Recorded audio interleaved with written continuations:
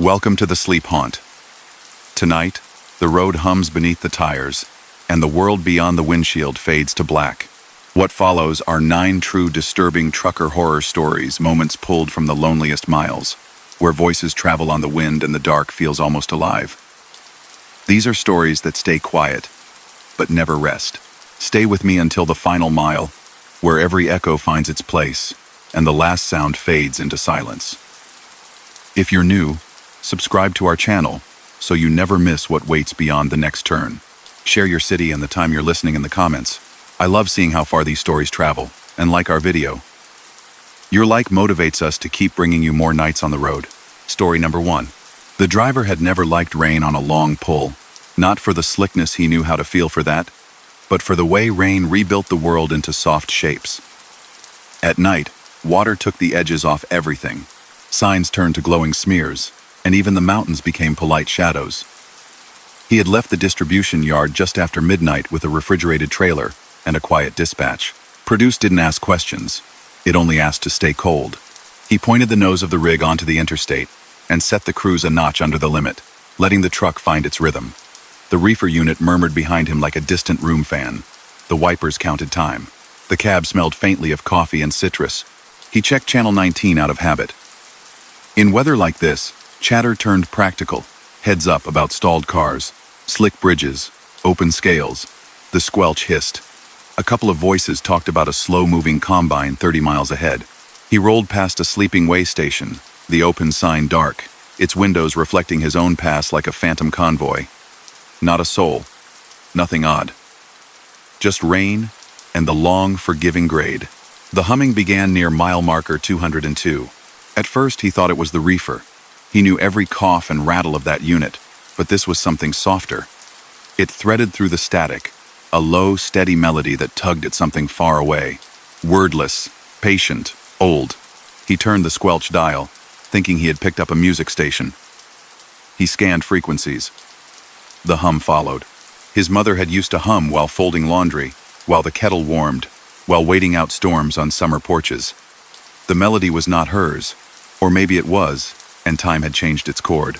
He felt his shoulders loosen without permission. He let it go until a whisper joined it. Easy now. The voice did not belong to any driver he knew. Not a call. Not a joke. It felt like a hand hovering above the dash, not touching, just there. He checked his speed. Then the mirrors. His trailer tracked straight. The taillights of a box truck ahead blurred in the rain and turned off into a rest area exit, red winking out into wet black. He could have turned the radio off, resting the voice with the push of a button. He did not. The word drifted through again. Easy. He felt silly, and then did exactly as told, loosening his grip from white to bone. The road returned to being the road. The humming fell away for a few miles, just the reefer and rain once more. He had a way of talking to the truck without words, a set of little rituals. A gentle pat to the wheel when a merge went smoothly. A grateful press to the dash when a deer crossed where it could have leaped. In return, the truck served without complaint. He had learned that some machines like to be acknowledged. So when the voice returned near the old service plaza with the burned-out gas station, he quietly said into the open air, "Go on. Left front is light," the whisper said. Not accusing, not urgent. A statement. He frowned. He had checked his tires before leaving. He would check again. The truck drifted through another curtain of rain. A flash of lightning far off lit the clouds from within, a lantern behind a curtain. He passed an exit with a closed diner, its sign missing a letter. Eat en ow. The voice hummed that almost lullaby and said, 207. Steady. He lowered his gaze to the odometer for no good reason, then went back to the outside world. Mile marker 207 rose and slipped by. Another flash far off. Steady, the word had said, and steady he remained, resisting the temptation to speed as the rain softened into a misty spray. He told himself the voice was some bleed-through from a handheld radio, grab bag signals mixing in the soup of weather. He told himself his brain was dressing it in a tune from a kitchen long gone. He told himself a tired person hears what he needs. At the next rest area, a dark shoulder with a neat row of sleeping cabs, He eased in and drew down to an idle. He set the brake. He walked the rig with his flashlight, the rain kind to him now, barely there. He thumped the tires. Front left felt a breath softer than the rest. Not a danger, not yet, but softer. He knelt, put his palm against the rubber. He could feel the road in it, the faint warmth. He topped it off with the compressor, took his time, felt the wheel well for anything loose.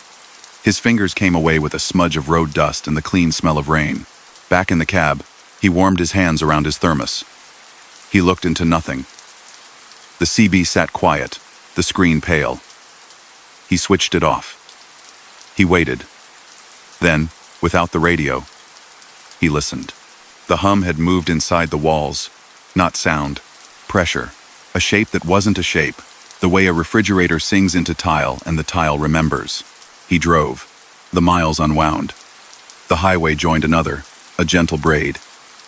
He passed under a high overpass, with 3 street lamps out of 5 lit, 2 dark ones like missing teeth. The voice returned around mile marker 213, counting in a whisper, not numbers but breaths. 3 breaths, a pause, 3 more. He matched them until his chest painlessly slowed. At a truck stop with a striped awning and a quivering neon coffee cup, he pulled in for fuel and a stretch. The night clerk stood behind the glass counting coins into a plastic tray, a ritual of his own. An older driver with a gray beard and a cap that said county fair sat at a window booth eating eggs, the slow way night shift people eat. The driver nodded. The older man nodded back like a lighthouse. When he returned after pumping fuel, the older driver lifted his cup a fraction without smiling. "Fog ahead?" the driver asked. "Thin," the older man said. His voice had a rasp like winter windows. "You headed east?" For a while, they looked out at the rain. "You ever hear a tune ride the airwaves?" the older man asked, eyes sliding over without landing. "Like it's not yours but it remembers you?" The driver felt his neck do the kind of frown it saved for broken taillights and odd questions. "Maybe," he said. "Polite. Because the road asked for politeness. Sometimes they ride ahead of you," the older man said. He chewed and swallowed, throat moving like a rope. "Don't race 'em. Don't chase 'em. Let 'em finish their song, and they'll leave your mirrors alone." He returned to his eggs. The neon coffee cup buzzed overhead and stuttered out and came back. The driver took his check, refilled the thermos, and rolled back to the highway. Fog had been promised, and fog arrived, low and lazy at first, then climbing. He kept the speed steady, like the word had asked. Guardrails came and went like bands of dull silver. Somewhere a creek moved. The fog made the sound of water seem closer. At mile marker 219, the humming rose again, soft at first, then near. The whisper tucked itself into the cab. "Mile marker sign is bent," it said. "Right shoulder rough. Keep left." He did. The sign appeared, bent outwards like something had leaned on it. Beyond it, the shoulder had collapsed in a long crumble of mud and gravel, a shallow bite taken from the earth. The fog made it look deeper. He kept left. A small car sped past his left side and cut in too close, its driver eager to be elsewhere. His heartbeat spiked, then settled as the car's taillights dwindled, twin coals. He wanted to ask a question, to say something that would not make him feel foolish. He held his tongue. The voice hummed until the fog thinned and slipped away like an animal deciding to leave a porch. He wondered then if the voice would continue with him past dawn. He wondered if the voice belonged to someone who had lived on this road and never left. He wondered if it belonged to the road, and the road finally decided to speak in exactly the language he could not ignore. He had no prayer for it, no curse.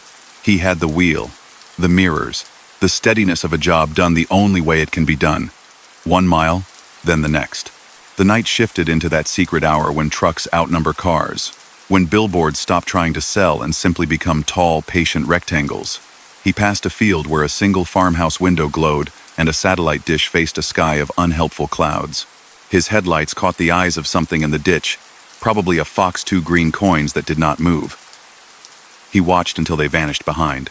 At mile marker 229, the whisper returned. "Next bridge is slick." He had driven that bridge dry, driven it at dawn, at noon, at midnight, in sleet, in emptiness, in convoy. He knew the way its concrete changed tone beneath him, the way the guardrail paint flaked near the midpoint. The rain had lightened. Still, he lifted his foot. He crossed in a quiet so complete he could hear the reefer unit breathing. His hands stayed loose on the wheel. A car coming the other direction hit the same bridge and fishtailed and corrected and continued. No drama, only a small reminder. When he reached the little wayside pullout in the shadow of a rocky cut, the one with the map sign always smeared with fingerprints, he took the shoulder a moment, killed his lights, and listened with the windows cracked just enough to smell the green, crushed scent of wet roadside weeds. The truck ticked softly as heat moved inside metal. The world hissed with distance. "Who are you?" he finally asked, because it felt wrong to never ask. The answer came a moment later, more hum than word. Familiar. He thought of his father's hands and the way they could fix almost anything with a patience that looked like stillness. He thought of that kitchen in a house that is probably a pile of lumber now. He thought of the first time he drove through a night and watched dawn build itself like a house out of thin boards. The voice had not said a name. It had not claimed to be someone. It had only found the one description that allowed him to breathe. He rolled again. The hours turned. The rain went and did not return. He crossed into a stretch of highway nobody claims as scenic, and yet become beautiful at night. The kind where the lanes whisper to you, where the shoulders are clean, where the reflectors blink like stars lost earthward, and halfway content with their new job. He felt a calm so thin and so real that he almost didn't notice the thing the voice told him next. "Blink now," it whispered. He did. An obedient, ordinary blink. His headlights swept across a shape at the edge of the right lane. Too tall to be a deer. Too narrow to be a person standing just so. Too still to be a sign that had no pole. His heart paused and then refused to do anything silly. He kept his hands at 10 and 2, as if he had never moved them. The shape did not step out. It did not vanish dramatically. It was there, and then it was part of the shoulder again, folded back into cut grass and rock. He wondered later if the blink kept his gaze from turning the shape into something it wasn't. The humming returned, aware of how much space he needed to find normal again. The road flattened. The kind of tired that comes after a miles-long held breath reached him. He rolled down his window an inch and let the cool air find his cheeks. Dawn considered itself a faint upward lift in the sky's black, the color of graphite. He pulled into a small town's truck lot as the first pewter light arrived. He parked in a line of sleeping metal and set his brake. He turned off the CB and the lights and the engine, leaving the reefer to cycle on its own, a dependable heartbeat. The humming had stopped. The cab felt like a room. The seat hissed as it accepted his weight shift, the air suspension settling. He folded his arms and laid his head on them, a position learned in school at desks that smelled like pencil shavings. He didn't fall hard into sleep. He slid into it like a careful swimmer. A short nap. Enough. He woke to the metallic peck of a bird on a signpost outside, the reefer a white noise cushion. He rolled his shoulders and stretched his fingers, and then smiled, before he knew he was smiling. The CB, still off, sat polite on its bracket. He clicked it on. Static. Then a weather report about an afternoon crosswind. No lullaby. No whisper. He let it be. As he lined up for the exit, an amateur radio club, a trio of retirees with vests stamped with their call signs, had set up under the awning of the truck stop to run an early morning emergency broadcast test. A man with bright eyes and a handshake like a seatbelt offered him a small flyer. "If you heard any interference overnight, that might have been us," the man said. "Storm does weird things to signals." He nodded. He took the paper. He drove on. 30 miles later, a patrol car sat with its lights low on the median, idling in the wide space before a bridge. An officer in a reflective jacket paced the shoulder, looking at something with the patience of someone who needed to make a note disappear. The driver slowed. The officer waved him through. The universal sign of all is well. And also pay attention. On the far side of the bridge, a section of guardrail bore a fresh scrape, long and bright. He thought of the car that had fishtailed and corrected. He took his delivery into the cool mouth of a warehouse with a floor so clean it squeaked, and he waited his turn with paperwork, and he drank watered coffee, and he listened to a manager list rules that people only need when they're new. The day stood up and stretched and became ordinary. On his way out, at the far edge of the lot, a thin woman in a neon safety vest, hair gathered in a neat bun, checked clipboards with drivers. She lifted a hand when he rolled past, not to stop him, just to mark him as seen. For a moment, blue daylight, pigeons shuffling under the eaves, forklifts complaining softly. He heard the faintest thread of a tune in the air. It matched the squeak of a pallet jack. He realized it could be anything. The voice didn't have to be a stranger. The hum didn't have to live in a radio. The road hummed. The world hummed. Maybe some nights you simply tuned in the right way. He slept later at a quiet motel, where the parking lot welcomed trucks along the outer fence. His dreams were empty of scenes. They were just very good breathing. When he woke, the sky had turned to gold at the horizons, and he felt unafraid of the night that would come again. He would tell a few people, carefully, about the hum, never the whole of it, just the way it had pointed out the bent mile marker, the soft tire, the slick bridge. He would see the way their faces arranged themselves, polite and kind and made of not knowing. He would keep the most tender parts for himself, the word familiar, the blink, the way the tune erased the lonely echo in the cab. The next week, on a different route, the rain returned halfway through the night shift. The road grew soft-edged, the world turning into smudged charcoal lines and forgiving curves. He checked his mirrors. He rolled his shoulders. He settled his hands. The hum did not come when called. That was not its way. He did not call it. He drove like someone listening without reaching. When it did rise again, 2 notes, 3 near a town with a name painted crookedly on a water tower, he did not change the way he breathed. He only smiled, small and private, and let a lullaby older than the tires turn the road into something that knew his name without ever saying it.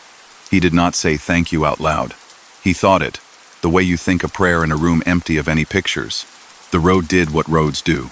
It offered itself up to the next mile and the next, and the driver did what drivers do. He kept both what was strange and what was steady, and he let both ride with him until the sky brightened, and the signs grew crisp again, and the night tucked its edges in and went to sleep. Story number 2. She ran nights by choice. Fewer brake lights, fewer lanes full of tiny decisions. Out on the high plains, the horizon sat low and wide like a lake of ink, and the wind slid off it in long, careful hands. The trailer behind her was light paper goods bound for a warehouse that would wake up just before dawn. The truck moved easy, a long-boned animal unbothered by the empty miles. Her coffee had cooled. She liked it that way. Heat made her impatient. Cold made her notice. The weather had been dry for a week. The land had the color of worn rope. She crossed county lines without ceremony, just the quiet tick of a mile marker and the subtle rise and fall under her wheels. A station out of some far town drifted on the radio soft talk about grain prices, then an old song with a lap steel that curved and glowed. The sky above was a bowl with no clouds. The stars etched in like notches. Construction on 41. A voice mentioned on the open channel, casual as a neighbor over a fence. Detour at mile 88. Take County 12 for 20. Back on before Beckley. Watch for deer. She had already seen the orange glow ahead, a river of cones and an arrow board blinking a polite insistence.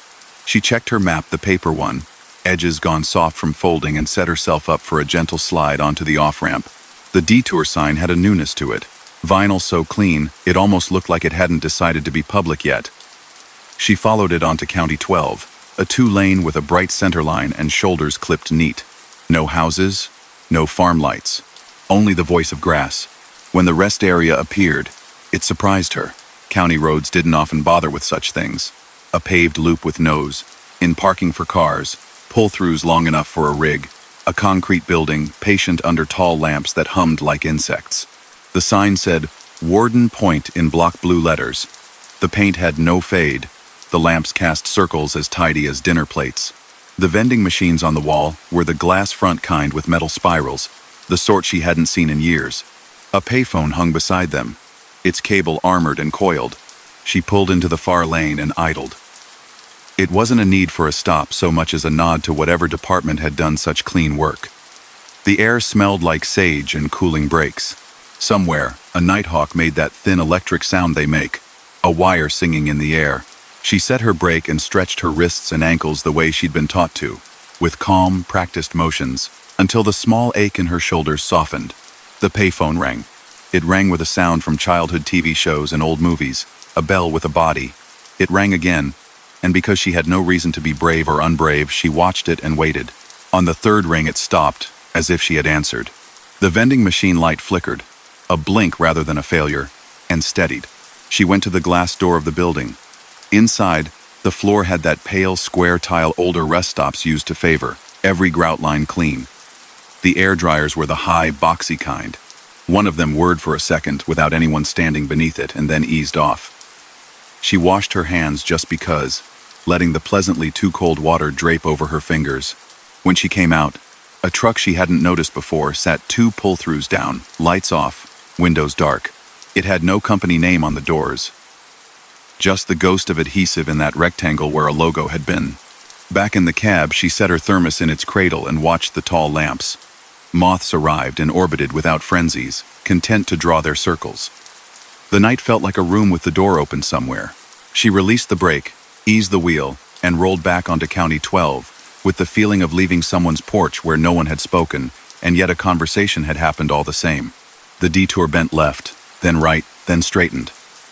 The road had a newness to it, the itch of fresh tar in the seams. After 5 miles, the radio lost its grip on the farm station and yielded to static, then to the faintest murmur of a talk show out of a city too far away to be likely. The arrow board for the detour appeared again. She checked the map. She should not be seeing another one so soon. Still, it could happen. A confirmation for folks who needed reassurance. She took the right the arrow offered. A sign promised Highway in 19, the numbers 2 even, as if less about distance and more about comfort. The center line glowed bright in her beams.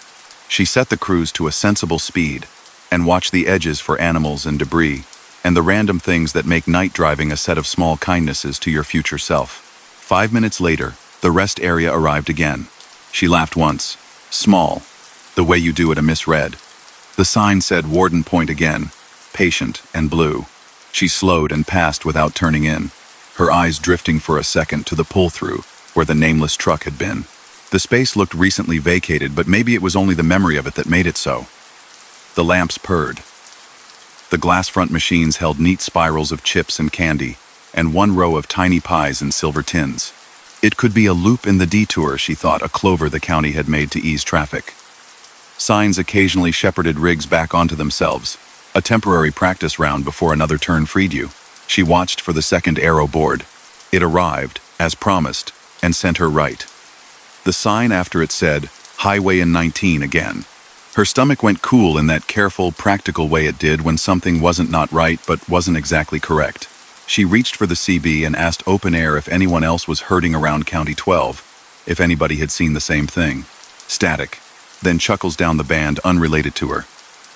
Somebody muttered about coffee. Somebody else floated the name of a nurse who always worked the night shift at a hospital in another state, the kind of far-off gossip that stitches the country into something intimate in the small hours. She went around once more. Warden Point met her with the same clean face. On the 3rd pass she pulled in.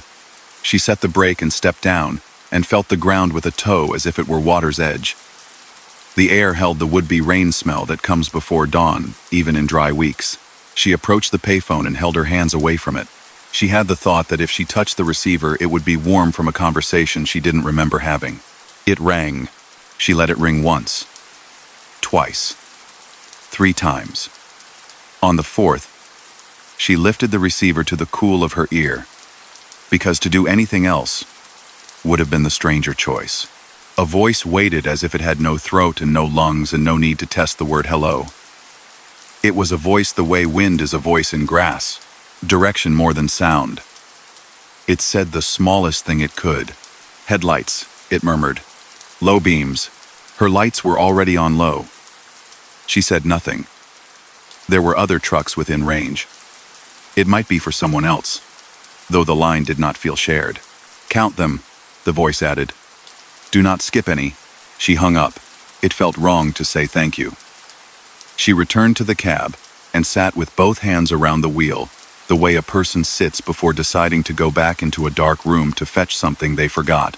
She turned the key, coaxed the engine back to its hum, and let the truck idle while she watched the edge of the lot. Headlights came down the access road and turned onto the tarmac. One set. They rolled past her, a car with a roof rack and a driver sitting too far forward. 2. A pickup with fog lights like small moons. 3. A pair of small lamps that could have been a motorcycle or a compact car. They vanished into a corner and clicked off. 4. A rig with a chrome grille, lights like a theater marquee. 5. And then, after a long beat, 6. Not headlights, but the glow of a passing plane. Slow and indifferent. Crossing high in a sky that had no clouds to hide it. She counted it. The voice hadn't said only vehicles. On 7, nothing arrived. She waited until waiting became a thing she could set down. She put the truck in gear and eased back to the county road with a care that felt like a spell spoken correctly. The arrow board blinked its warm orange persuasion. She did not turn where it pointed. She kept to the left, following the white line as it ran along a fence line made of weather-silvered posts and 3 strands of wire. They looked older than the road, older than even the trees. The county road narrowed and then widened, like it had changed its mind during construction. The reflectors in the center line lay like cat eyes, but every 10th one was missing. She glanced in her mirror. The rest area lamps fell behind her, bright dots becoming soft spills. Then a pale suggestion. Low beams, the voice said from somewhere. Not the phone and not the radio. Perhaps from the gap between the dash and the glass. She had already picked the low. She pictured scales, going slow enough that the world had time to reveal itself, and not so slow that the world read her as fear. A cattle guard clanked under her. It sounded tired but not unkind. On its far side, 2 silhouettes rose against the starlight. Twin cottonwoods, one full, and one stripped to the bones of its limbs like a coat rack. The road wanted her to drift right. The left looked less traveled, its shoulder less sure. She kept left because of something the voice had not exactly said. The GPS in the dash, which had been a stubborn block of recalculating since she'd left 41, softened into a bland silence, and then woke, offering the cautious suggestion of a path that did not match the map in her glove box. She let it be a map and not a gospel. She read the road. The mileposts jumped. 91, then 94, with no visible reason to have lost those 2. She felt a small, polite fear then, the kind that keeps you from leaning too far over the edge of a high balcony. She saw the arrow board again ahead of her, this one positioned in the left lane, blinking right. It didn't have a truck parked near it, no crew cab, no cones, just the single sign asking her to yield to an exit that her map didn't recognize. Its solar panel gleamed in her lights. It looked new. It looked unused. She slowed. She could almost hear the road decide whether it would ask her to trust it or ask her to be brave. She kept straight. The sign flashed and then became just a panel on a pole. Nothing you'd admit had eyes. She passed the exit it suggested and continued into a stretch where the cattle fence gave up for a while and the land spread itself. The night changed temperature. Not air exactly, but the feeling of it in the mouth when you breathed. The radio found a station and then lost it again. Graceful shapes of low hills rose, drawn by the faintest chalk line. She knew in her bones where the highway should return. She had done this country enough times for the land to be a body she recognized the feel of. Light appeared ahead the color of highway sodium, then pooled under the concrete ribs of an overpass. The green of a sign told her what she needed, the number of the interstate, a directional arrow, the promise of an on-ramp curving up and right.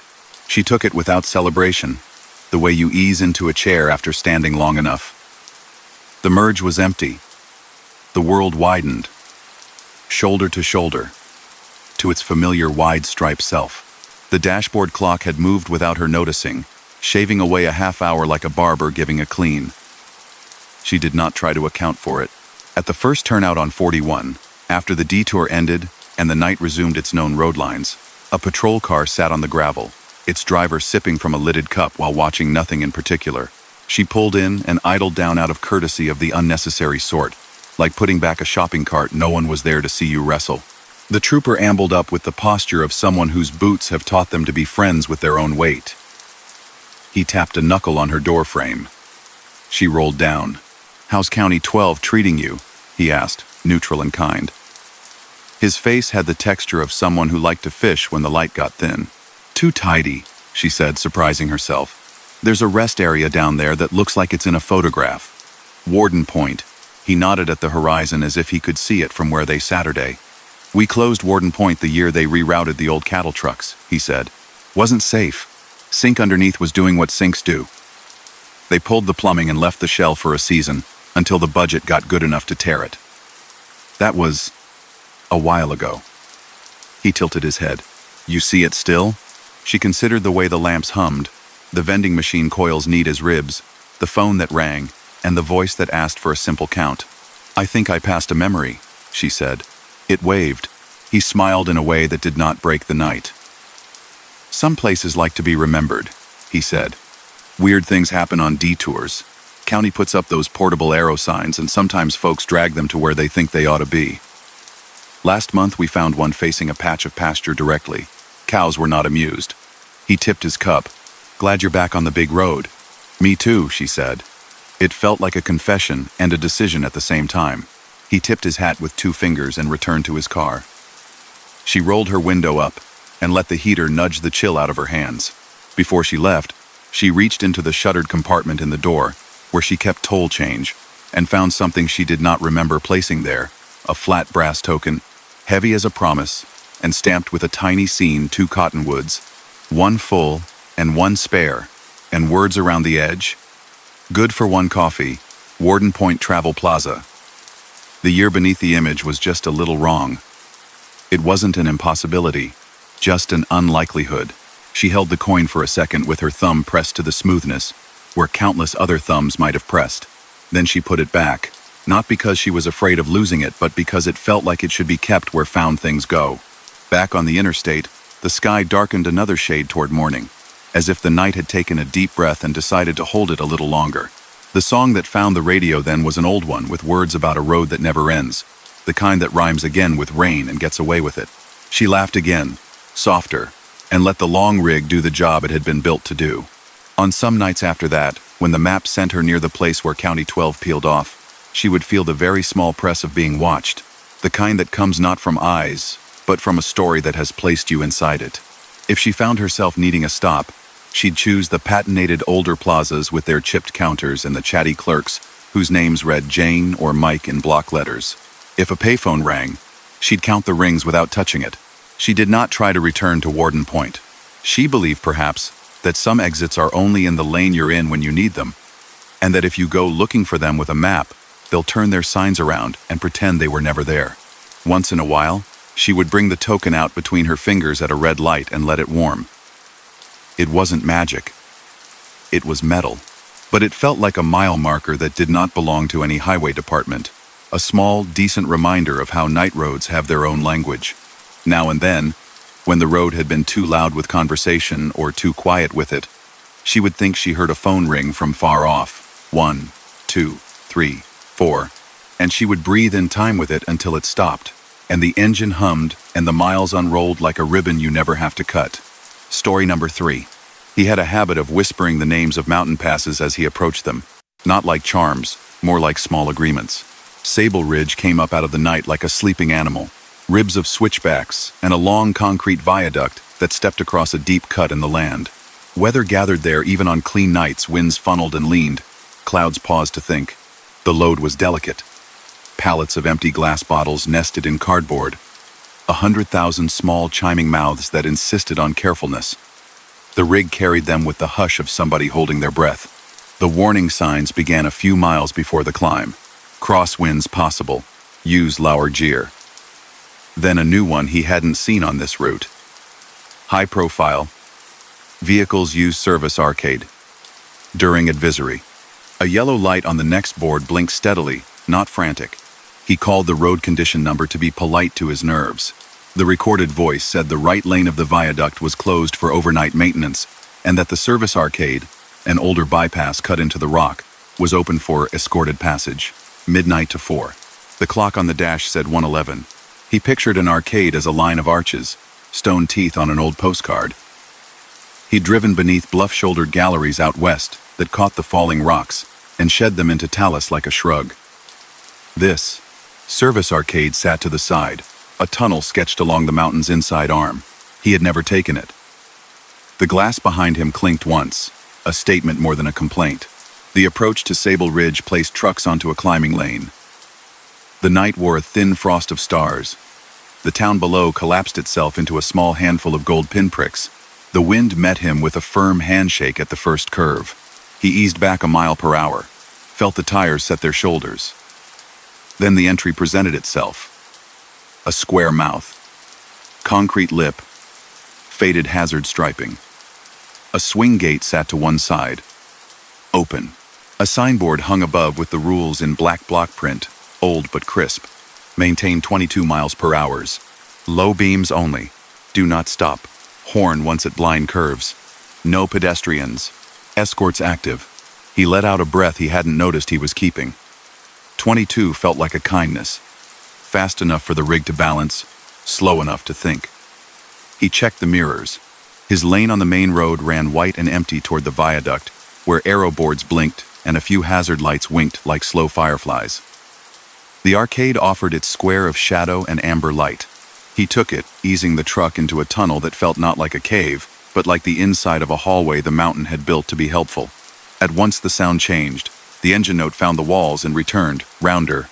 The glass behind him shifted with a faint, almost pleasant chorus, and then settled, as if even the bottles agreed to this arrangement. The light came in segments, long rectangles overhead that hummed softly, set at regular intervals, each leaving a gap, a rhythm like deep breath. Painted on the wall every 100 yards, a number inside a circle. 1, 2, 3. He felt his hands fall into a soft steadiness he could have held for hours. The first curve asked for the horn. He pressed it once, a polite tap. The sound rolled ahead of him and came back thinner, as if the tunnel liked a gentle conversation. Around the curve, a niche opened in the wall, an emergency bay, with a red phone box and a broom propped against a barrel. A jacket hung from a hook, reflective stripes backlit by overhead lamps. A person-shaped thing without a person inside it.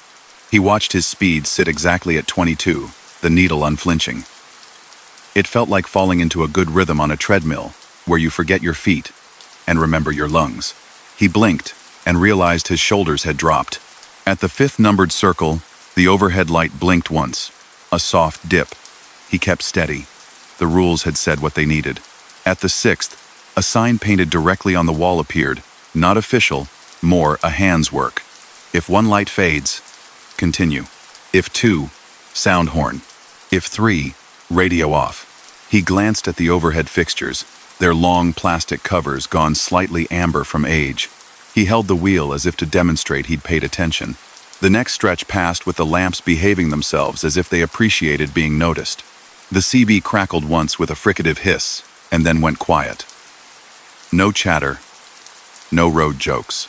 He had liked the company earlier when the truck stop coffee pot had been the only noise for miles, but this quiet suited the tunnel.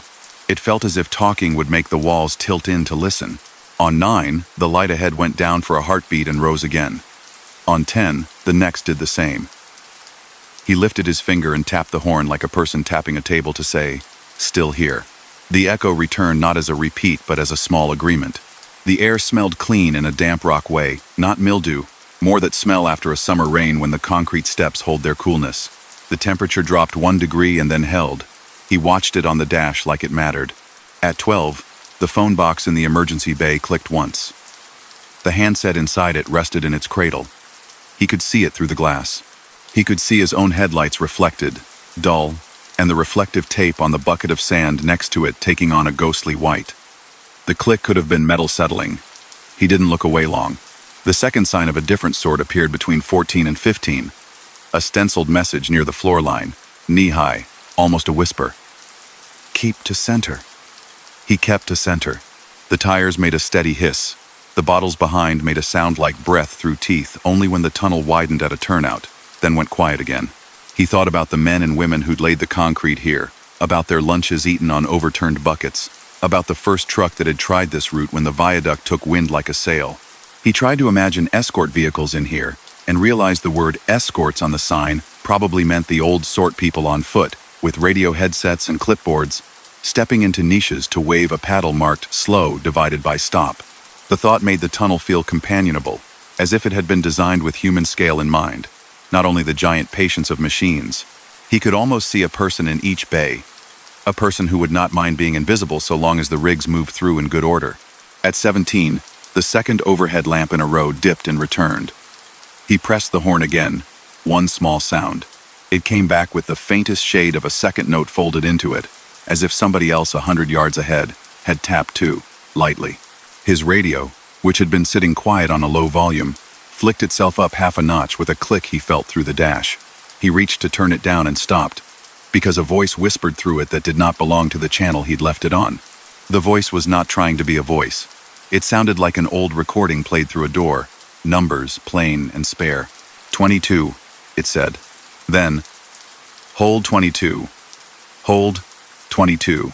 He smiled at the same time his skin did something like a shiver, but only on the inside. He looked down to confirm what everything in his hands and feet already knew. The needle held. He didn't answer, not out loud. The radio clicked once more and returned to its patient hiss. Around 19, a narrow slot in the wall opened to the night. The arcade paralleled the viaduct here, separated by rock. Through the slot, he saw the outside world in a slice. The viaduct's edge and beyond it darkness with a texture the wind gave it, as if the air had a surface. A small hazard light on a cone turned on the far lane and off, on and off, like a heartbeat. He felt the wind even through rock. The truck shifted a fraction, the way a person adjusts a shoulder strap, and then was steady again. He said the pass's name very quietly, not as a ward, more as acknowledgement. The bottles gave a kind, tiny clink, like ice settling in a glass. He took it as a yes. The 21st overhead light did not dip. The 22nd dimmed to half for 2 seconds, then came back. He had no reason to, but he checked the mirror to see if the light behind him had done the same. It had not. The rule's second line had asked him to sound the horn at 2. He had already done that. He made no extra noise now. The radio remained off-audible. He reached and clicked the knob down until the display went dark. A single movement borrowed from the painted instruction. The tunnel eased to the right, then the left, then straightened. A side chamber came and went big enough for a pickup, floor swept clean, an orange cone turned upside down in the middle like a small hat. On the wall across from it, a framed corkboard hung under plastic. Notices lived there. The ancient sort that curl at the corners. Drill schedule. Volunteer roster. Fan maintenance week 3. The dates were immaterial, smudged, but they felt like Thursdays at 2 in the morning in a windowless room with coffee that never got stronger or weaker. He glanced at the clock. 1:59. It had been 1:59 for a while. He did not press any buttons to correct it. He let it be 1:59 because the road did not ask him to know more than this. At 24, someone had chalked words low enough that only a person on foot would have really seen them. He read them in his mind's mirror more than with his eyes. Keep breath. The handwriting had a neatness to it that reminded him of shop class labels, the careful print of someone who took pride in putting tools back where they belonged. Another slot in the wall offered the outside. The wind sounded like surf trying to remember itself. Far below, a spill of lights marked the river crossing into the town. He could almost see a curve where the highway would land once he left the mountain. The blacktop catching a faint pewter. The third light in a row went down between 26 and 27.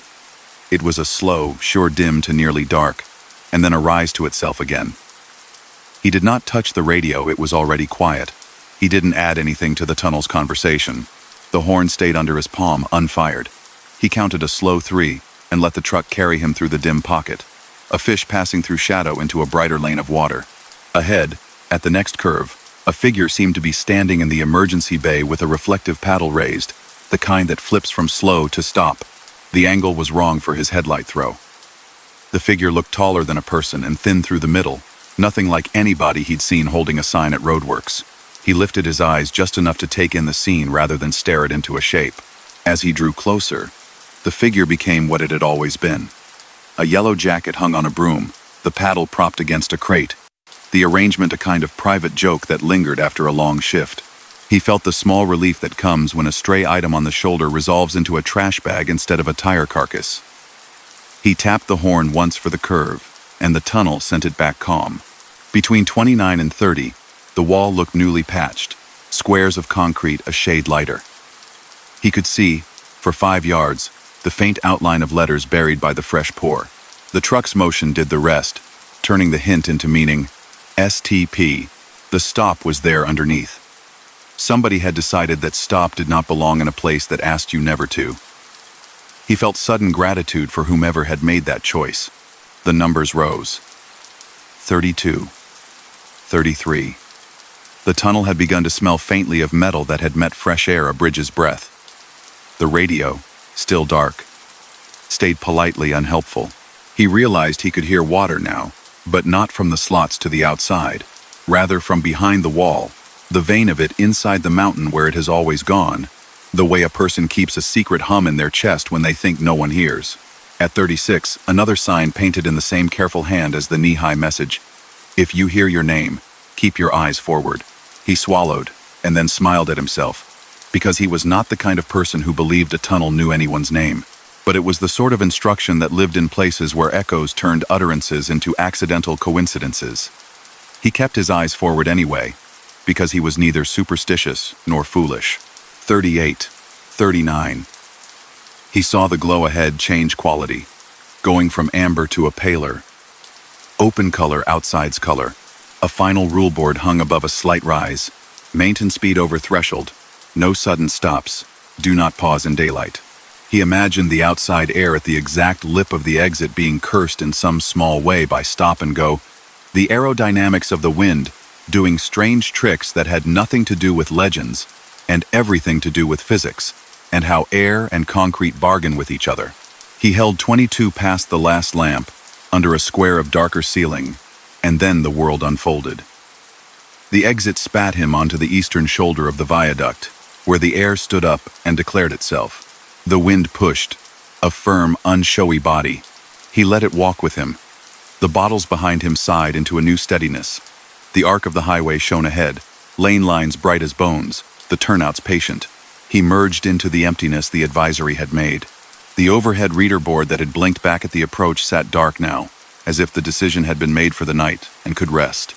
He glanced in the mirror at the square of the arcade's mouth. It was dark in that particular way that looks like a held breath. A chain had been looped across, reflective flagging tied to it.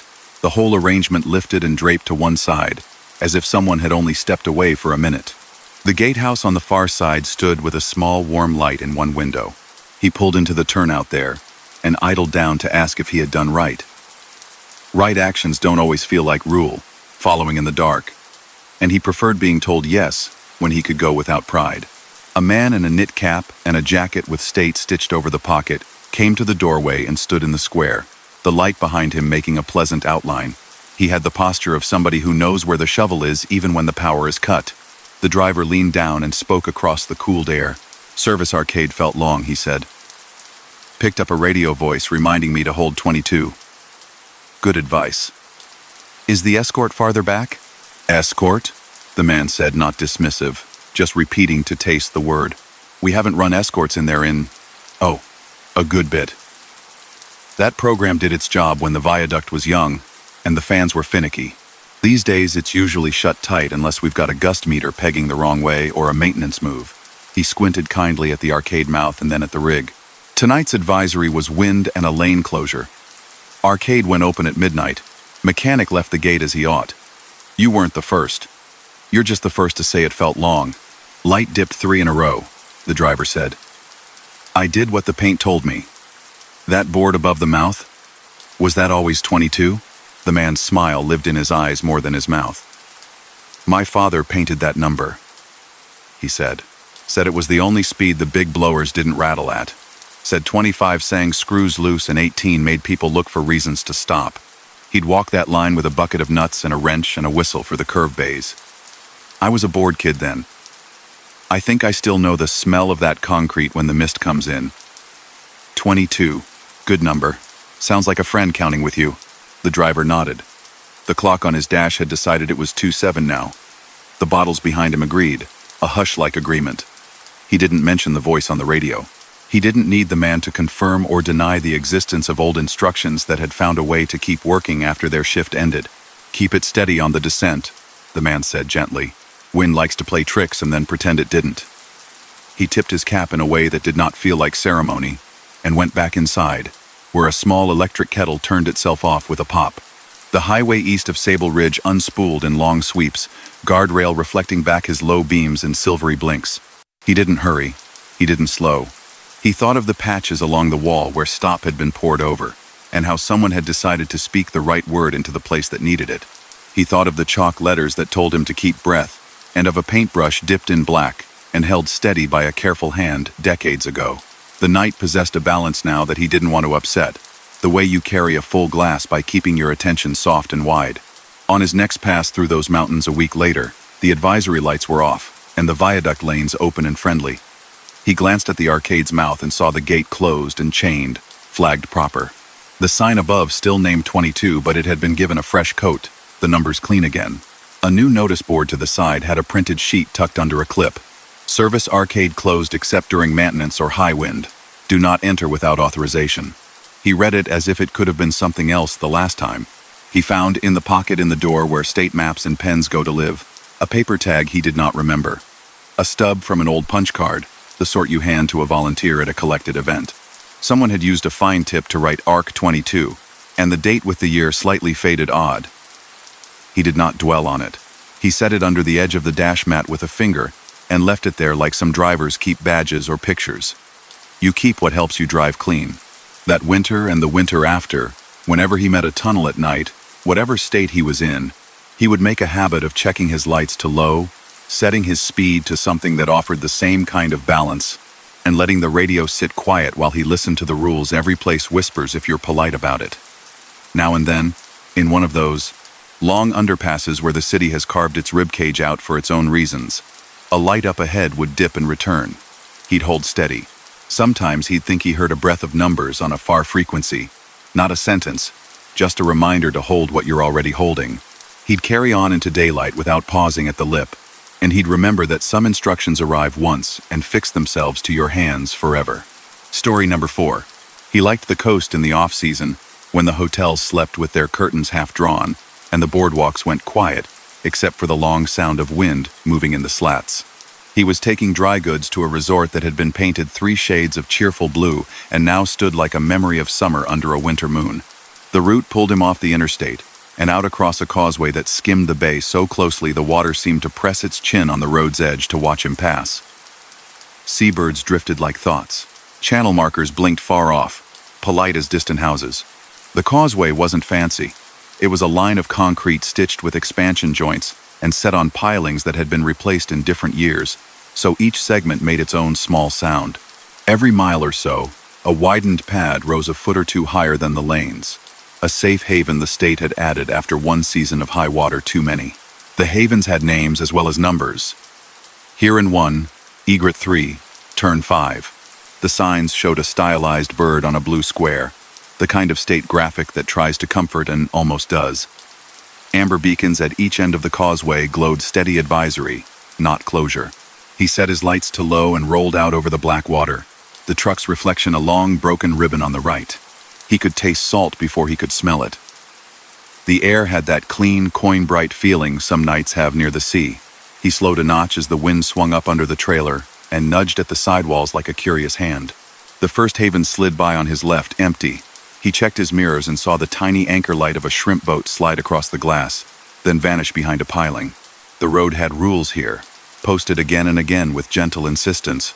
Do not stop on causeway. Use havens and advisory. Do not turn around. He didn't plan to stop. He made a habit of reading all the signs anyway. The routine calmed him, gave the night back its edges. He hummed a little under his breath, nothing like a song, more the sound his mouth made when it remembered kitchens and lamps left on. He passed here and too. The sign's paint shone fresh. He wondered if the birds ever noticed their own names mounted up at truck height. He used to deliver feed out west, and the pronghorn sometimes glanced at road signs as if checking to see who had called them. The road rose a hand's width to meet a low bridge over a channel cut, then settled again with a small, satisfying dunt as his rear wheels crossed the joint. Ahead, the second beacon at the midspan blinked quicker, then resumed its steady amber. A white panel van rode far up the line, never gaining, never falling back, its tail lights soft and patient. He thought of all the similar vans that wandered the country at night, Work crews and musicians and people moving house one load at a time. The causeway made them all the same length, stretched thin by the straight lines. He read the next haven sign when he reached it, and felt his shoulders make that slight adjustment they make when a word sits wrong in a sentence. The placard said, Huron 4, though he'd expected Egret 3. He glanced at the last one in the mirror, and saw Huron 2 reduced to a square of color in the glow. He told himself the names didn't matter. A maintenance crew might have swapped panels when the bolt seized. The bay didn't sort itself by bird. The wind freshened. It smelled like cold tea. He kept the truck at a pace the water approved of. No fussing, nothing jerky. The white van held its place. A little farther on, he passed another haven. Huron 4 again. It could have been the same one it wasn't, but his body thought it might be and sent the small caution through him that comes when the mind misreads a corner and the feet must correct. He checked the mile markers. The state had set little green tabs at knee height on the rail. They counted up the way they should. His odometer ticked in the quiet way it did when the rig was on good concrete. He listened.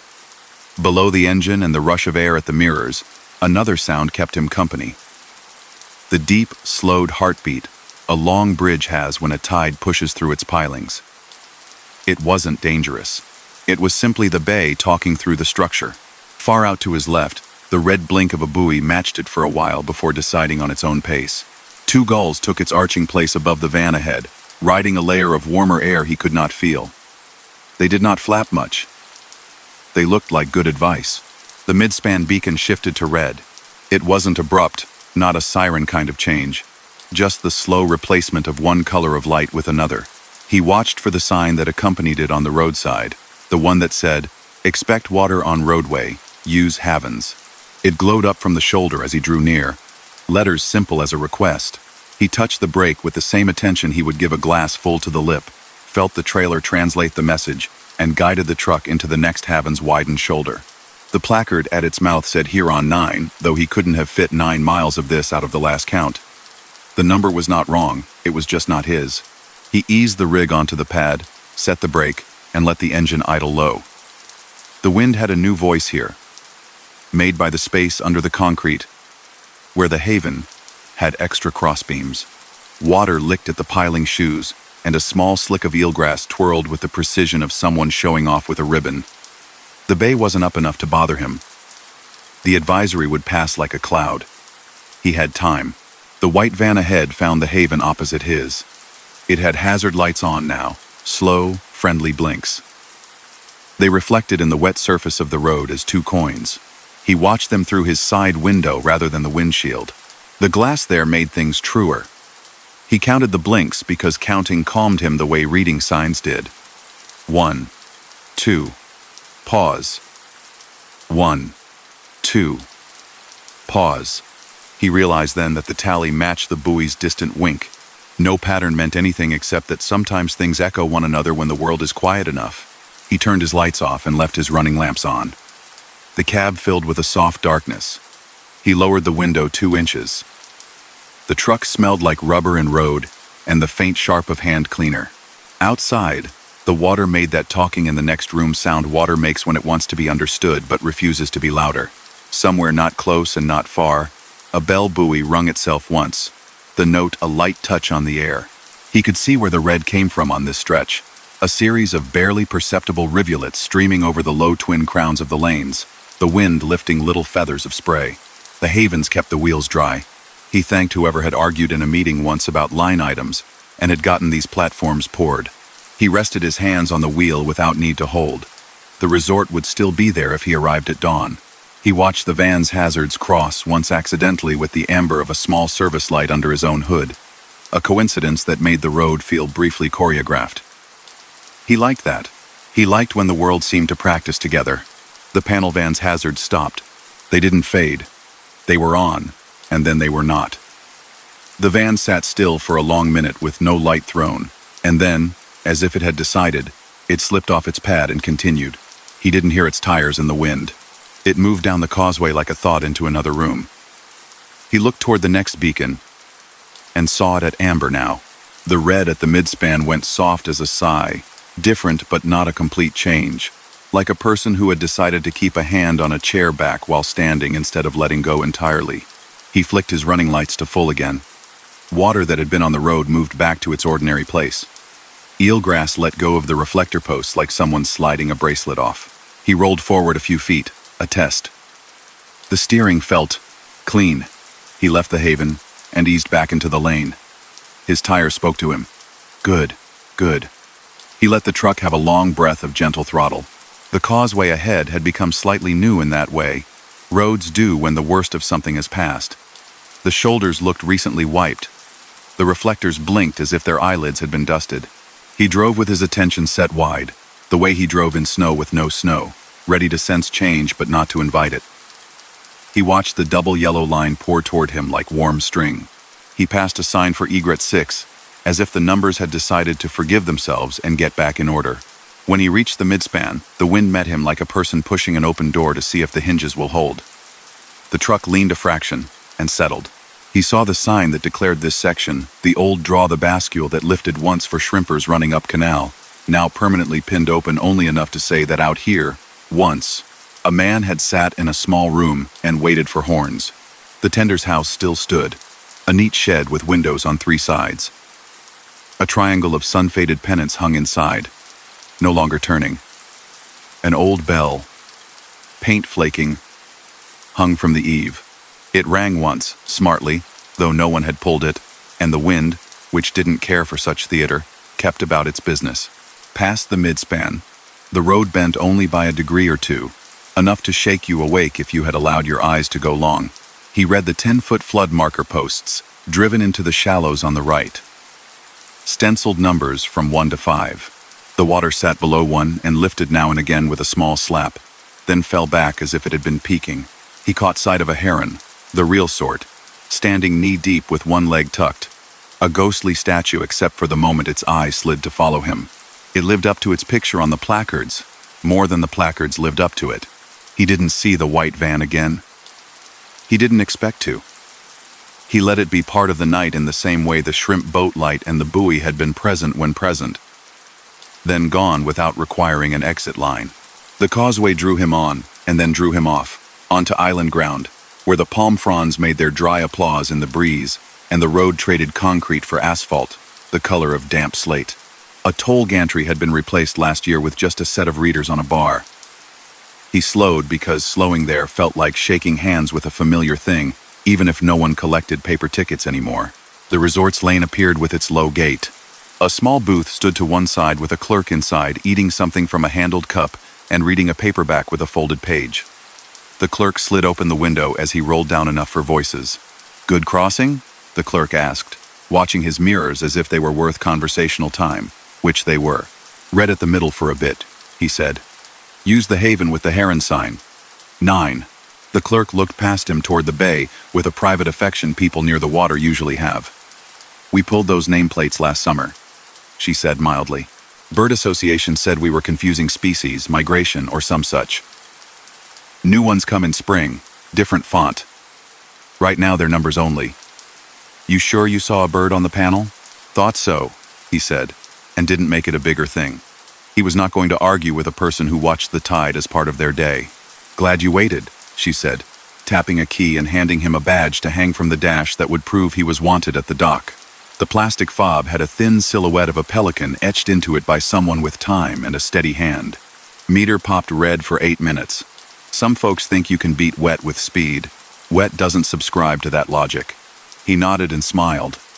"I like meeting roads on their terms," he said. "Good terms to have," she returned, and slid the window closed without hurry. He parked where the resort guide had marked for deliveries and listened to the tick of the cooling engine and the murmur of the ocean beyond the dunes. The resort's night crew moved carefully, shoe soles whispering on concrete. A cart beeped while reversing, timid and important. He did not think about signs doing strange arithmetic or bells that had decided to speak. He thought about the causeway stretched out behind him and how it felt like a low, confident voice that had asked him to wait, then let him go. On his trip back over the bay an hour later, the beacons were soft amber the whole way. The water sat behaved as a cat pretending it had never knocked a glass off a table. He said the names of the birds in his head as he passed the havens, even though the panels now declared only their numbers. The wind held still for him. The bell did not ring. The white van was nowhere and everywhere, in the sense that once you've shared a piece of road with another night traveler, you carry a slight awareness of them for a few miles, like the way a hand remembers the warmth of another hand after it lets go. He found, when he tucked the clearance badge into the visor where he kept receipts, a paper square he didn't remember in that slot, a small map torn from a visitor's brochure. It showed the causeway as a pale ribbon, and, next to each haven, a little bird drawn in thin ink. The symbols didn't match the numbers. There at the 9th pad, a heron stood with its neck folded in the shape of a question mark. He thought of the bell again, and of the buoy, and of hazard lights sinking up by accident. He thought of how sometimes the world fell into rhythm for no reason, except that he was there to see it. On other coastal runs after that, whenever wind and tide met on concrete, he'd let the lights go low, he'd leave room for whatever the water wanted to say, and he'd choose the havens when the road asked him to. If a bell spoke from a house where no one sat waiting anymore, he would not call it anything except a sound. The bay would borrow the road for a few minutes, and then return it. He would cross without hurry, as if on a small ferry where the captain preferred a steady hand and a passenger who didn't lean over the rail too much. And he would sometimes, when the lanes opened to dry land, catch himself counting the slow flash of a far buoy in time with his turn signal as he merged, keeping the beat of a night that had more in it than he needed to say out loud. The hotel lights would go out, the vans and rigs would find their routes, and the causeway would flatten again into a normal piece of map, waiting for the next wind to make it breathe. Story number 5. He planned his schedule to cross the long desert after midnight and before dawn, when the heat retreated and the road became a ribbon with fewer surprises. He was hauling pallets of evaporative cooler pads, bundled honeycomb squares that smelled faintly of straw and water. A whisper of summer porches carried dry across the cab. The route was straight in the way maps imply, but every 100 miles the land shifted. Lava flats, pale basins, scrub broken by dry arroyos. Signs warned like courteous elders, dust storm aria next 40 miles. A few miles later, another. Avoid travel in dust storm. Pull off road. Lights off. Food off break. He read each one. Reading signs was like counting breaths. It pulled his attention wide and made the night behave. He kept his speed tucked just under the posted number and let the white lines pour toward him in a steady spooning motion. Far on the horizon, a glow bobbed, probably a mining operation or a far town beyond a low ridge. The stars were present in the way they are in dry places, like seed across a field. The radio held a small AM station that came and went. Ranch reports, an old gospel song that sounded like dust and tin, a weather break that mentioned something called a haboob, as if it were a creature. He passed a low building with a single porch light and a pump long dead, its sign's letters half gone. O.L.N.E. Sage thrummed in the air through the vents, a dry green smell like a reminder. Around mile 176, a state highway alert board blinked to life as he approached, amber letters appearing mid-sentence, like someone at the switch had waited for a certain truck to be close enough to care. Dust ahead, zero visibility possible, Tune M1000, 630. He rolled the knob and found the traveler information station, its signal thin and a little haunted by distance, but clear enough to understand. "This is the Department of Transportation Traveler Information Service," a calm voice said, recorded and oddly patient. "Dust storm activity reported between mile 182 and mile 195 on Interstate 10. Expect sudden loss of visibility. If you encounter a dust storm, pull off the roadway as far as possible, turn off lights, set parking brake, take foot off brake, remain in vehicle. Do not stop in travel lanes. Updates at top and bottom of the hour." He checked the clock. 2:08. The next update would be soon enough. He drove on. The land here lay open and flat, the kind of flat that makes distances deceptive. A stand of Ocotillo looked near, and then stayed the same size for minutes. He could feel the trailer catching the light, restless breeze, little fingers at the corners, nothing worrying. A rabbit darted once and thought better of it, springing back into the gray brush with the soft speed of a breath reconsidered. The first edge of dust showed itself not as a wall but as a decision in the sky. The stars ahead went thin, as if air had clouded past a window pane. The glow he'd thought a town dimmed. The white center line lost its crispness, a thin fuzz around its edges like a photograph out of focus. He eased off, signaling a move from the right lane, to the separated pull-through of a rest area that a small sign promised at Bighorn Wash in 2 miles. The radio repeated its advice, as if the world required mantras now and then. The rest area arrived in the near distance with a kind of relief low walls of river rock, 3 shade ramadas shaped like folded paper, solar lights pooling soft islands around picnic tables. A bronze silhouette of a bighorn sheep stood near the entrance, its copper color darkened by night. He took the truck lane through, picked a spot well away from the travel lanes, and set the brake. He clicked the lights off, including the brake light, and the truck became a dark shape among other shapes. Engines idled down, one by one, as more drivers made the same calculation, a quiet agreement among strangers. A car slid in nose first too fast and then stopped abruptly, its brake lights a red warning in the soft. After a moment, the driver remembered and flipped them off. The darkness settled. He cracked the window 2 inches, and the air brought dust in like flour sifted through mesh, a dry, faint taste at the back of the tongue, a trace on the lip. Without the engine, the silence was not empty. It filled with soft taps and strokes as sand met paint, as tiny seeds ticked against glass, as the wind drove itself around obstacles and found new sounds to make. Somewhere by the family side of the rest area, a trash bin lid oscillated a patient inch, clink, clink, then lay down again in the push. In the distance, that mining glow vanished entirely as if someone had pinched it. The world beyond the ramada nearest him was erased, not faded. The mesa he'd seen a minute before was a memory. The paved ramp to the main line was a suggestion. The dust approached like a tide without water. Static lifted the fine hairs on his arms. The traveler station voice returned with its same message, and beneath it he heard other messages layered faint, older recordings bleeding through the carrier, the tone used in state tests. A crisp male voice from some other month reminding about monsoon season.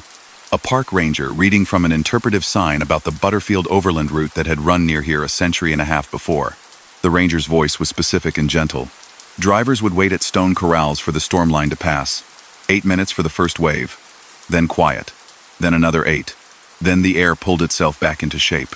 He glanced at the rest area's display boards, the kind that offer information about geology, about saguaro lifespan, about Apache trails, and saw on one panel a black and white photo of a stagecoach and a line sketch of the very arroyo he was sitting above, labeled in neat caps, Bighorn Wash, 1,860. The plastic cover reflected his dim interior, but a block of text winked in a way that made it feel like the radio had reached out and found his eyes. He checked the dash clock again. 2:15. He let himself count not seconds, exactly, but slow exhales, the way a person counts to coax their body to calm. He laid his palms flat to feel the faintest quiver through the wheel, a soft chorus of impacts from the sand like rain that forgot how to be wet. The dust pressed and then flowed. Now and then, harder gusts shook the ramada's corrugated roof and made a long, drawn-out sigh, a musical sheet held tight and played by wind. Something thumped softly against the side fairing below his door. He imagined a tumbleweed making contact and then moving on, lightly accusatory. He resisted the urge to look. Looking into whiteout invites ghosts. He stayed in the shape of his seat, in the cocoon of the dark cab, and listened to the sound of other vehicles learning the same lesson. A motor turned off somewhere to his right. A distant horn boomed once, and then wisely stopped. A flicker drifted through the chalky air at the far edge of the picnic side, points of light low to the ground, moving together at an even pace, past the bronze bighorn, beyond the drinking fountain that would taste like metal in summer. They looked like lanterns from a child's book, or like the reflectors on a park ranger's walking staff, or like the tiny eyes of animals making decisions. He told his mind to choose the practical and picked reflectors. He knew there were little studs set into the walkway there by the curb to guide people at night. The dust wore them like beads for a moment, and then the beads vanished. He counted again. 8 minutes is a long time, if you measure it in streetlight ticks and radio static. The traveler station chimed a digital tone and announced, "Update 2:20 a.m., though the minute hand hadn't moved since he last looked. He learned not to ask a clock for permission to breathe. The voice described the leading edge of the storm reaching mile 188 and advised, use Bighorn Wash, Antelope Cut, or Spur Tank rest areas to wait. He put names to the places, drew a small map in his head. More unseen shapes eased into the lot and settled. It felt like a ship's deck hove to in a fog, everyone aboard leaving the captain alone at the helm, nobody leaning too far over the rail. Fine dust gathered along the bottom edge of his windshield in curlicues, delicate scratchings like someone had dragged a dry paintbrush through talc to practice making circles. He found himself reading patterns in them without meaning to. Arcs and radii, spokes and rims. The interpretive panel had put the thought there, the idea of stage wheels groaning for shade while mules lowered their heads. He almost heard harness jingles, but he let that go as noise from the ramadas. The desert does this. It uses old stories the way wind uses edges. The first wave relaxed so subtly he might have missed it if he had been busy. He wasn't. He was doing the useful thing of not doing anything. The knock of sand softened. The little seeds became a whisper. The air's pressure in his ears eased. A vehicle far down the lane experimentally tapped its brake and then let off, learning again. He did not move. He gave the advice it's 8 minutes, and then a few more. He let the quiet extend itself. When he did reach for the key and turn the engine, it was like turning up a lamp in a room where someone has been sleeping a careful re-entry. He left the lights off. He rolled gently a handful of feet to test for traction and to feel the truck's response. The AM voice suggested the storm line had moved to the far miles, loping along driven by a wind that had decided where to go for the night. He switched the radio off because there is a moment when information stops being a comfort and becomes an itch.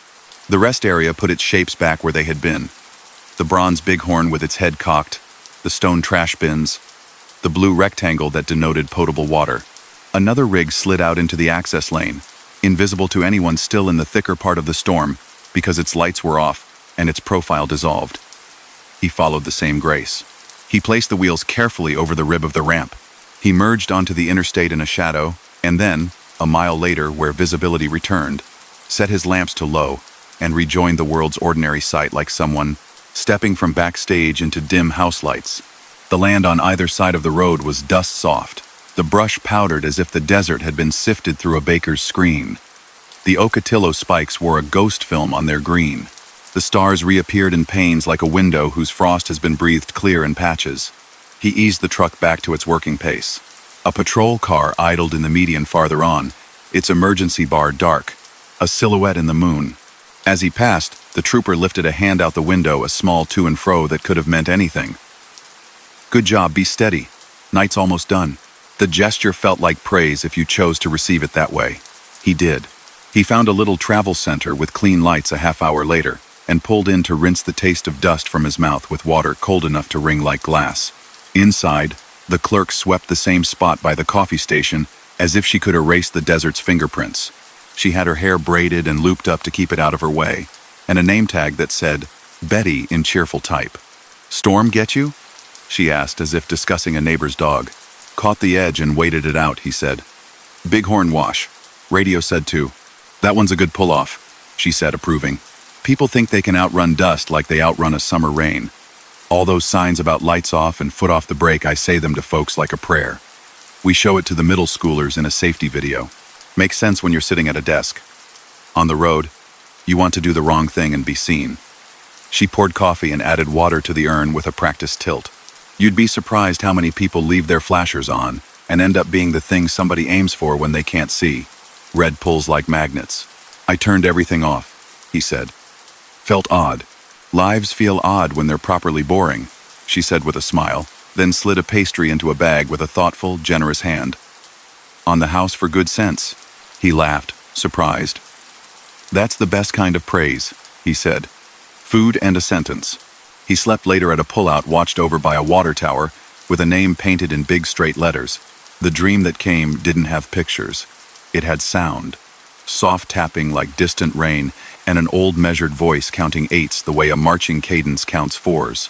He woke with a throat that felt better than usual and a small layer of powder on the dash where the vent had drawn in air even through the recirc. He wiped it with a cloth and watched it make a clean line through the tan, like the first mark on a fresh page.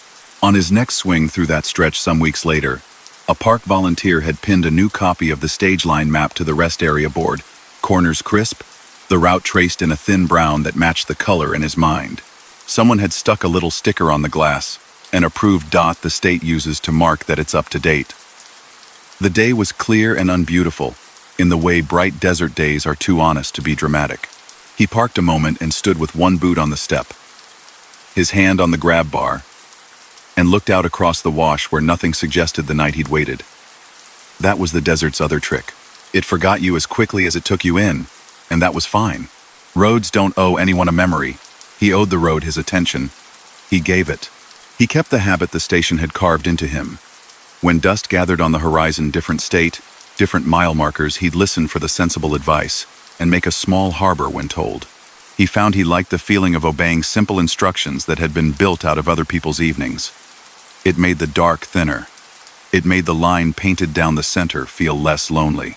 If now and then, as he rolled past a pull-off with a bronze animal or a faded map, he thought he heard the jingle of tack that had not existed in his lifetime, he let it be merely a sound, the desert speaking in rented languages until the wind moved on. Story number 6. He crossed state lines at hours when the scales were usually dark, the kind of hours where only the owls and the refrigerated trailers kept deliberate time. The night was dry and clear, the sky a calm quilt of stars, the road running straight through a band of pine that smelled like pencil shavings and cold stone. The trailer behind him was near max boxes of fasteners and fittings, neat weight that didn't slosh, the kind that made a rig feel planted. The dash glowed its familiar instruments. Coolant steady, oil, a quiet promise, a green dot where the transponder lived. The sign before the state line surprised him. Instead of the usual dark or the comforting closed, the port of entry boards woke and told him what to do. Wake station open. All trucks right. A smaller line scrolled beneath, dual, lane WIM active. The green dot on his windshield chirped as if answering. He checked his speed, put the turn signal on with patience, and slid into the right lane. He was not one to go hunting for exceptions. When a road made a request in capital letters, he listened. The approach had been reworked since the last time he'd stopped here. New reflectors marked 2 smooth lanes, a fresh median holding shrubs too young to throw shadows. Overhead, a gantry held cameras like patient owls. Trucks scale left, bypass right, the sign said. To the left, under a low roof, the long gray scale weighted with red, yellow, and green stacked in a column. To the right, a bypass lane curved around with its own set of sensors embedded in the concrete.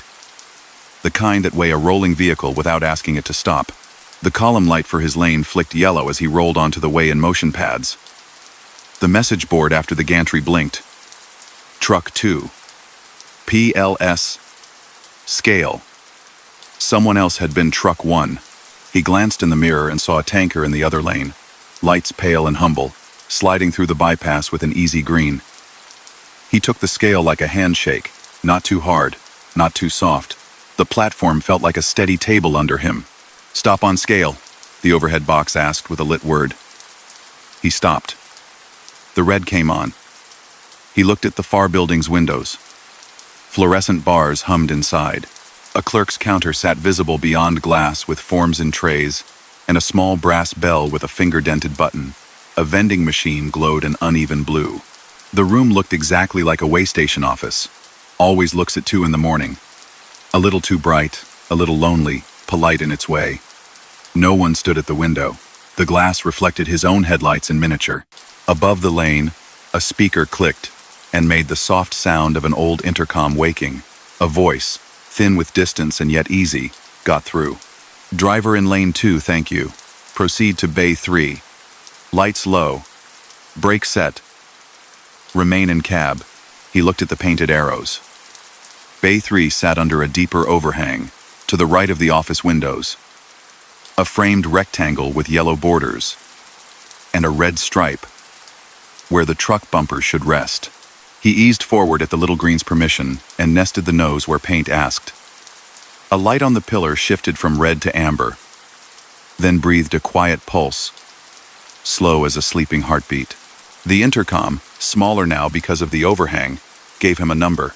Axle 1, 12,160. Axle 2, 33,420. Axle 3, 33,660. Gross, 79,240. Lane 3 valid. Thank you. Please hold. He smiled without meaning to. The numbers sat where they should. He had done this long enough to know by feel. But numbers have a way of making the body unclench. He looked at the office again. No one behind the glass.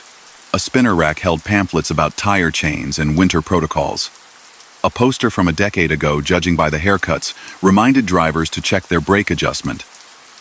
Everything in the room looked paused. The pillar light stayed amber. A soft chime sounded through the speaker. Not a bell. More like the note a microwave plays when it's done. Paper, word somewhere. The gentle, private sound of a printer trying not to disturb a sleeper. A slot in a kiosk he hadn't noticed flush to the wall by the bay lit a thin green. Words glowed above it. Route advisory, take slip. He set his brake and reached through the open window to the slot. The paper was warm and smelled faintly of toner. He brought it into the cab and read. The letterhead was the state's, the kind agencies give themselves to look official. Department of Transportation Safety Council.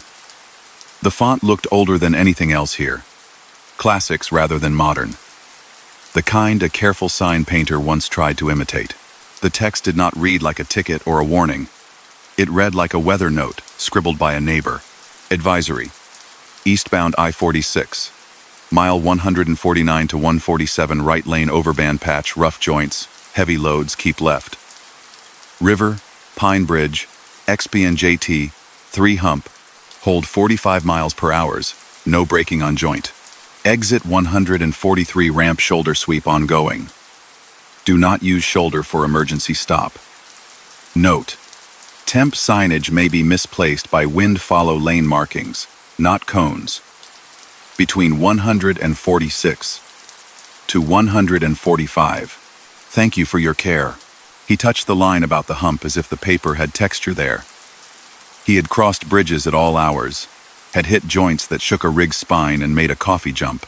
He had learned to read the seam the way a farrier reads a hoof. This was not an accusation. It was a hand on the elbow. He folded the paper once and slid it into the pocket on the visor where he kept maps and a few kind words. The pillar light changed to green. The intercom rustled. Bay 3 clear.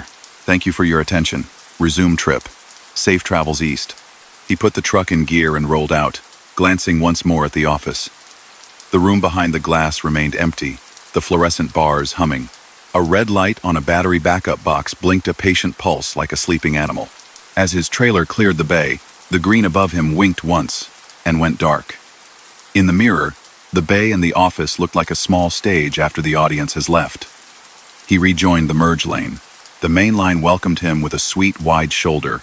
The night felt a fraction different, heavier, but in a way he didn't mind, like a coat after a chill.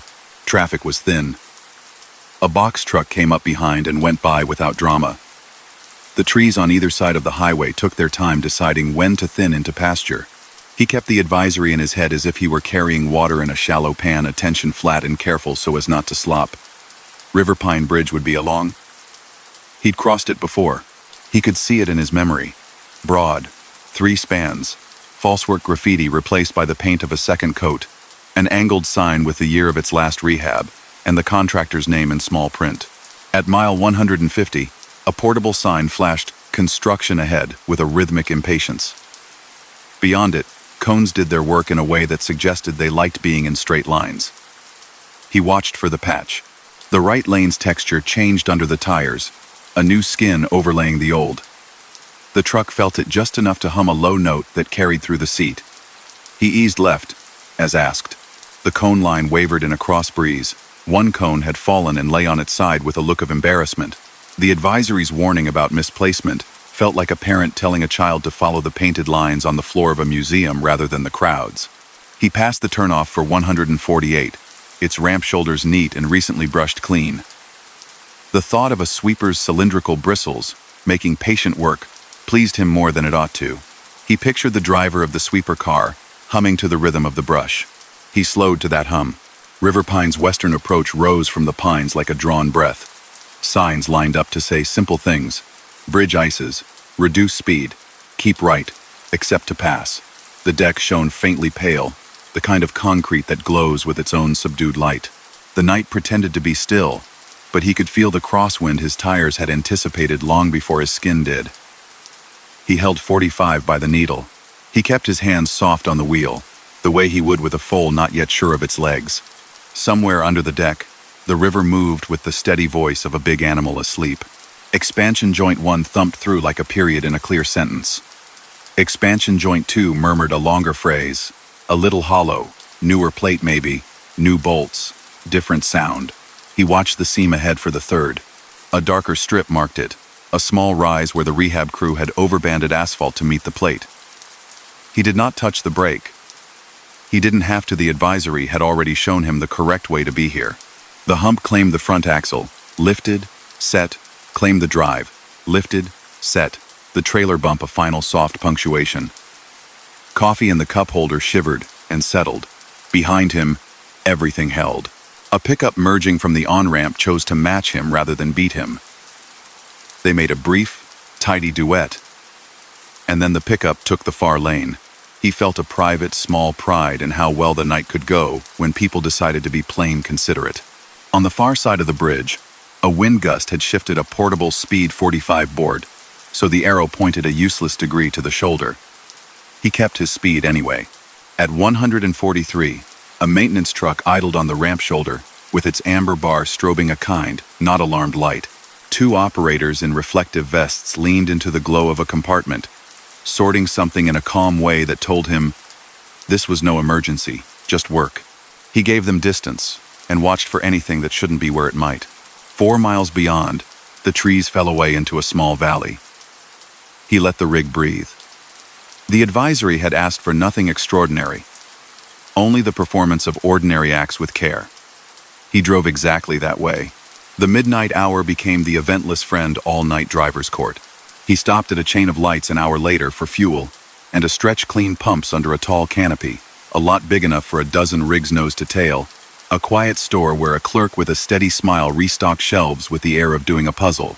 The maintenance yard for the state sat behind a fence next door, its gate half ajar, a grater sleeping under a lean-to.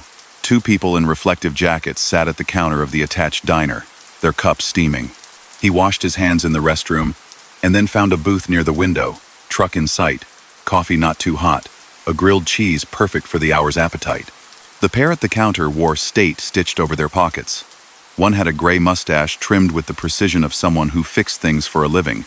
The other had her hair gathered in a clip and a stack of paper maps folded wrong on purpose to show only what she needed. They talked low, work voices, about signs bent by wind, about the way a cone can look like a creature to a tired motorist. He waited for a quiet sentence to end, and then slid into their conversation the way you put your hand into water slow, so it doesn't splash. "Your way station on the line," he said. "Caught me tonight. Efficient. Bay 3. Light told me to hold. Did me the favor of a route advisory." Both turned polite eyes toward him. The man with the mustache smiled in a way that made laugh lines do the friendly thing. "On the line north or south?" he asked. "North," he said. "New dual-lane approach. Office bright as a dentist waiting room. Kiosk printed me a note about River Pine Joint 3. He touched his visor. Helped. The woman with the maps tilted her head like a bird listening for a worm. "North scale's been dark after 10 since the fiber cut in the spring," she said. "We've been training on days. Nights? Generator keeps the emergency lights and servers alive so the scanners don't forget their jobs, but we haven't had a clerk past 9 for months." She sipped her coffee, eyes thoughtful, but not suspicious. "You sure you weren't at South?" "South was closed for me," he said, not correcting, only offering. He unfolded the advisory slip. The brass-colored letterhead flashed in the diner's soft light. He slid the paper across to rest near their cups. The man read it with a care that reached back to shop class. "Safety Council," he said, tapping the header with a finger that had known many wrenches. "That's a stamp we retired before the new logo. My mother worked printing ahead of her state years. She would have liked this kind of letter. River Pine Hump's got a personality." He glanced at the woman. "Training manual still has the old wise bits in the margins?" "Some do," she said. "Not written exactly like this, though. Temp signage may be misplaced by wind. Feels like my Aunt Ruth wrote it after mending a fence." She pushed the paper back with her nail. "Nothing wrong in it, all good sense." I'm glad you read it. He folded the slip once more. The weight of it was nothing.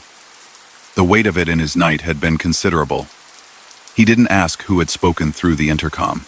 He didn't ask why the lights had hummed with nobody behind the glass. He had the feeling that the place had been left in a way on purpose, like a porch light people in small towns leave on, even when they've stepped out, just in case someone needs to find their way. Government isn't fond of ghosts.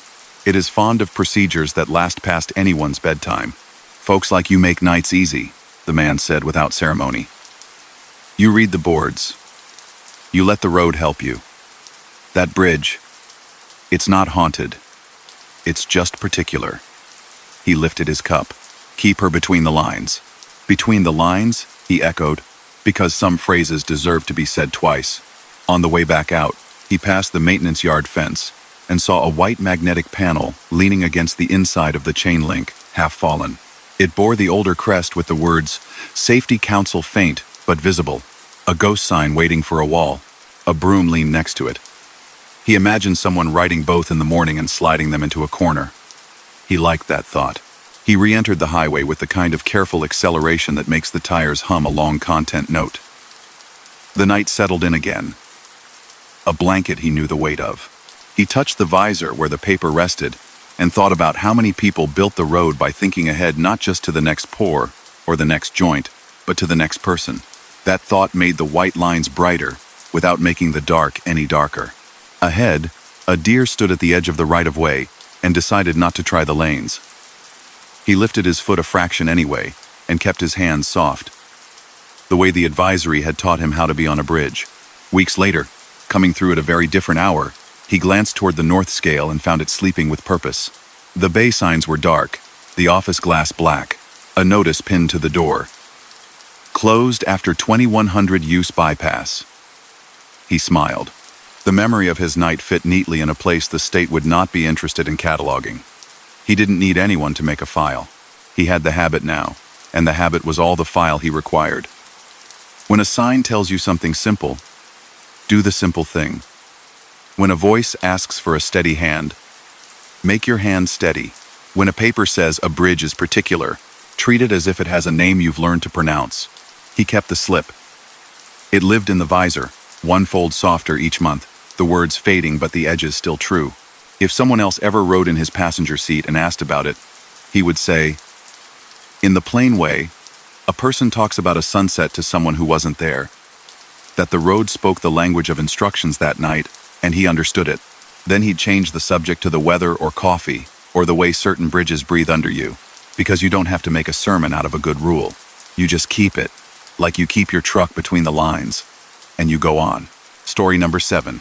He saw the first sign at the ramp, white letters on brown with a small dish painted above them. Radio quiet zone. Begins next 27 miles. Under it, a polite list in smaller type. Limit transmitters. CB off. Avoid high beams. No unnecessary horn use. It was midnight. The kind of midnight that feels like the world is letting its shoulders down. He had a refrigerated load that didn't need much dairy enough to mind its own cold for a while.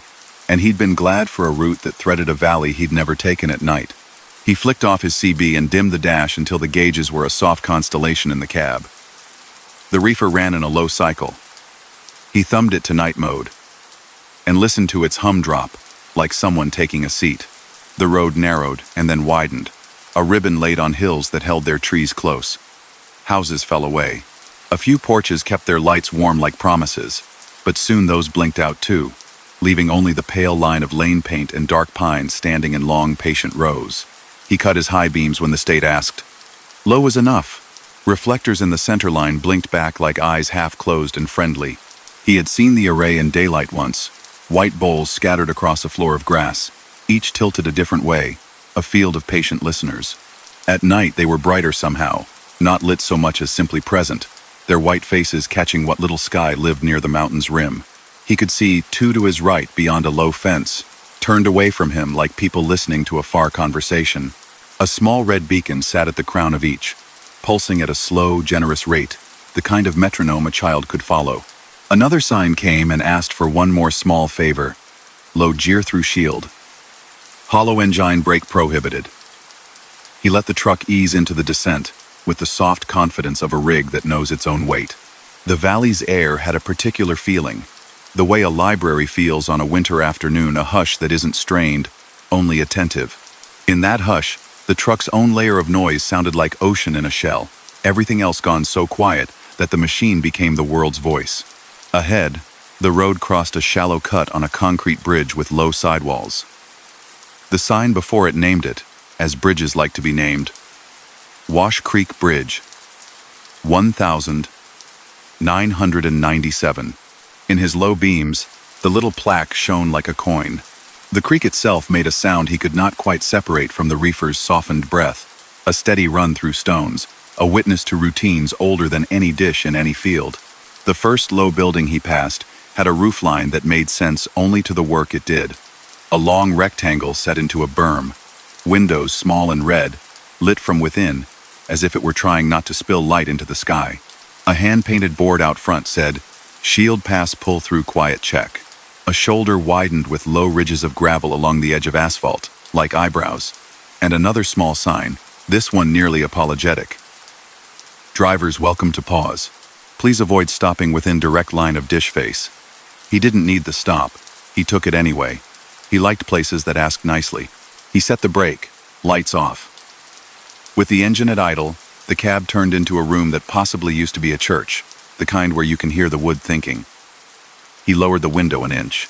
A sound like far surf reached him, but it came from sky, a soft, even hush. Over the field, one of the white bowls pivoted slowly, almost imperceptibly, a ghost of motion. He had the odd, unhelpful thought that it was looking at him, then corrected himself he was the small thing in a wide valley. It was doing its job. Still, when the dish's red beacon pulsed, and the pulse seemed to arrive a quarter second after the reefer's fan kicked on, he found his breath matching both for a few beats, before he laughed at himself without sound, and turned the reefer all the way off. The silence that followed felt physical, as if someone had opened a door to a colder room. In that cold room, the night stretched further. A maintenance truck coasted past on the shoulder across the way. Its bar, not amber but a dim red, filters over the lenses, making the strobes less rude to the dark. The driver raised a hand in a small wave as he went. The wave did not say anything so much as admit that they were both here at once and that the valley preferred courtesy. He eased back into the lane. A line of 3 reflectors set low to the ground marked a narrow side-crossing raised rail, chain-link gates open, the sort of track that lets a dish roll itself from one pad to another when the project decides to move its ear. The crossing had no bells, no arms, only a triangular sign with a pictogram of a dish and 3 modest words. Dish crossing ahead. He slowed not out of fear but out of respect for the strangeness of a piece of sky-chasing equipment crossing a state road at 2 in the morning. The world at shielded hours had rules he didn't know, but they turned out to be simple. At the bottom of the next grade, the road entered a shortcut through a dirt berm. The inside of the cut had been lined with copper mesh, stapled neat, the kind of work you do when you care what messages get in and out. As he passed under, the hair on his forearm said hello to a gentle static he couldn't measure. The truck's AM radio, turned off, ticked in its own way as something induced itself across its coils. He could almost hear nothing becoming something, and then politely becoming nothing again. Beyond the mesh, the valley opened wider. The dishes were larger here, standing close to the road, held in their metal cradle frames like spoons someone had stilled in mid-stir. Their red caps pulsed in a pattern that was not quite even. Every 4th beat lingered a little longer, a rhythm that made the road feel as if it were breathing along with a room full of sleeping machines. The map told him that the observatory center sat somewhere opposite, beyond the darkness under a stand of trees. He didn't look for it. Nobody had invited him. He kept his attention on the thin sheet of highway laid through everything else. Then the sign he didn't know he'd been expecting appeared. Night calibration low light zone next 2 miles. Beneath it, a phrase that rode the line between warning and respect. Red guidance active. Ahead, the overheads that usually wash a stretch near a facility were off. Instead, a set of small red markers, set close to the dihedral angles where asphalt met shoulder, woke as his low beams found them. They didn't shine like reflectors. They glowed awake, a quiet line of dots on both sides. Not bright enough to ruin anything, just enough to outline the way like a path in a garden. He took his speed down a little more. The red lights pulsed, not strobed, but quickened and slowed, falling into a heartbeat rhythm that matched nothing human and yet calmed him. In his mirror, something moved with him at a distance. The suggestion of another rig, no lights, as the zone asked, only the blush of red on its lower edges. He didn't mind the idea of another driver learning this with him.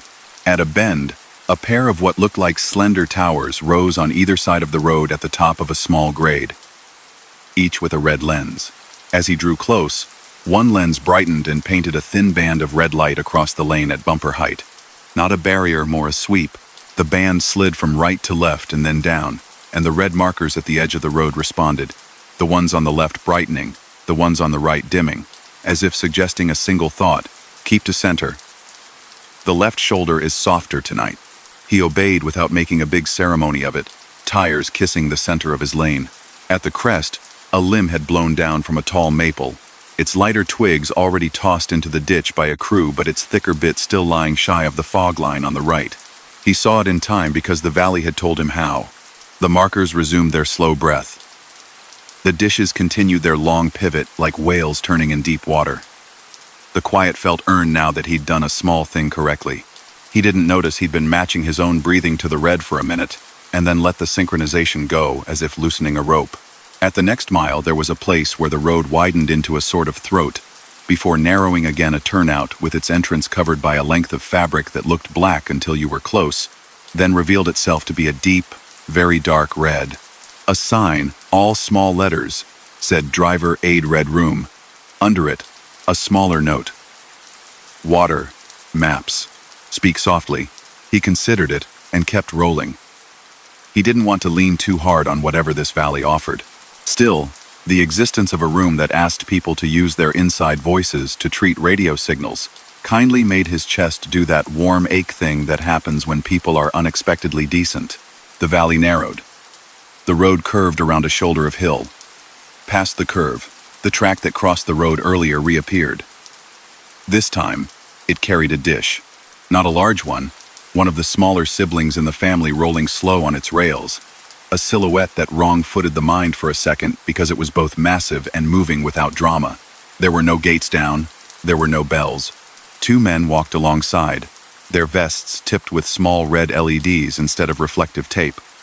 One raised a hand, palm toward the truck in the universal sign of pause a moment, if you would. He was 20 yards away when he realized their mouths were covered not by masks but by red scarves, habitual courtesy, or a rule, or maybe both.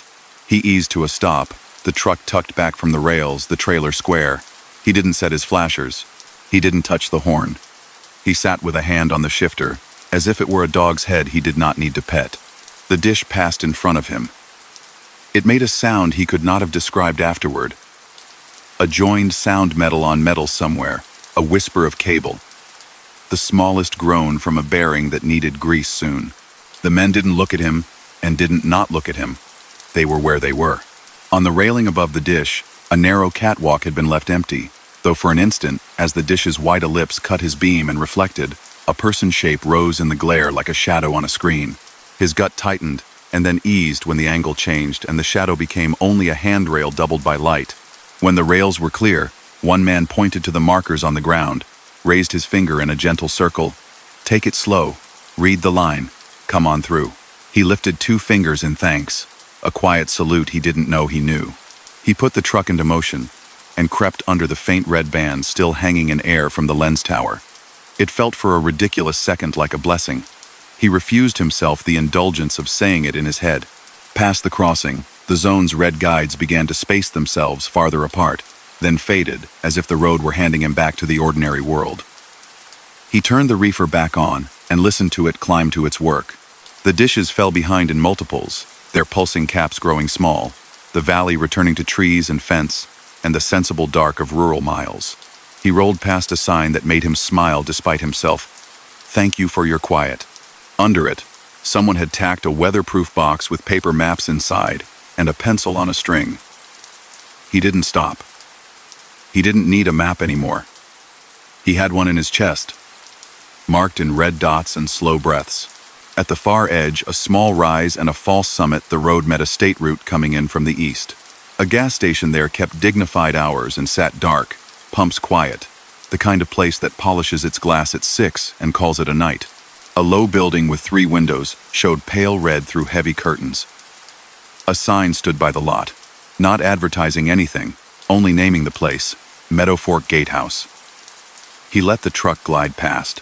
A figure moved behind one red-curtained window, a simple turn of a head. It might have been someone making tea or writing numbers in a book. He didn't ask the night to populate itself more than it had to. He carried on. At the first open pullout outside the zone, a gravel cut that looked up into a sky more scattered with stars, now that the valley had made room for the loud parts of life, he stopped to stretch. He reached to the visor for his receipts, and felt something thin slide under his fingers. He brought it out.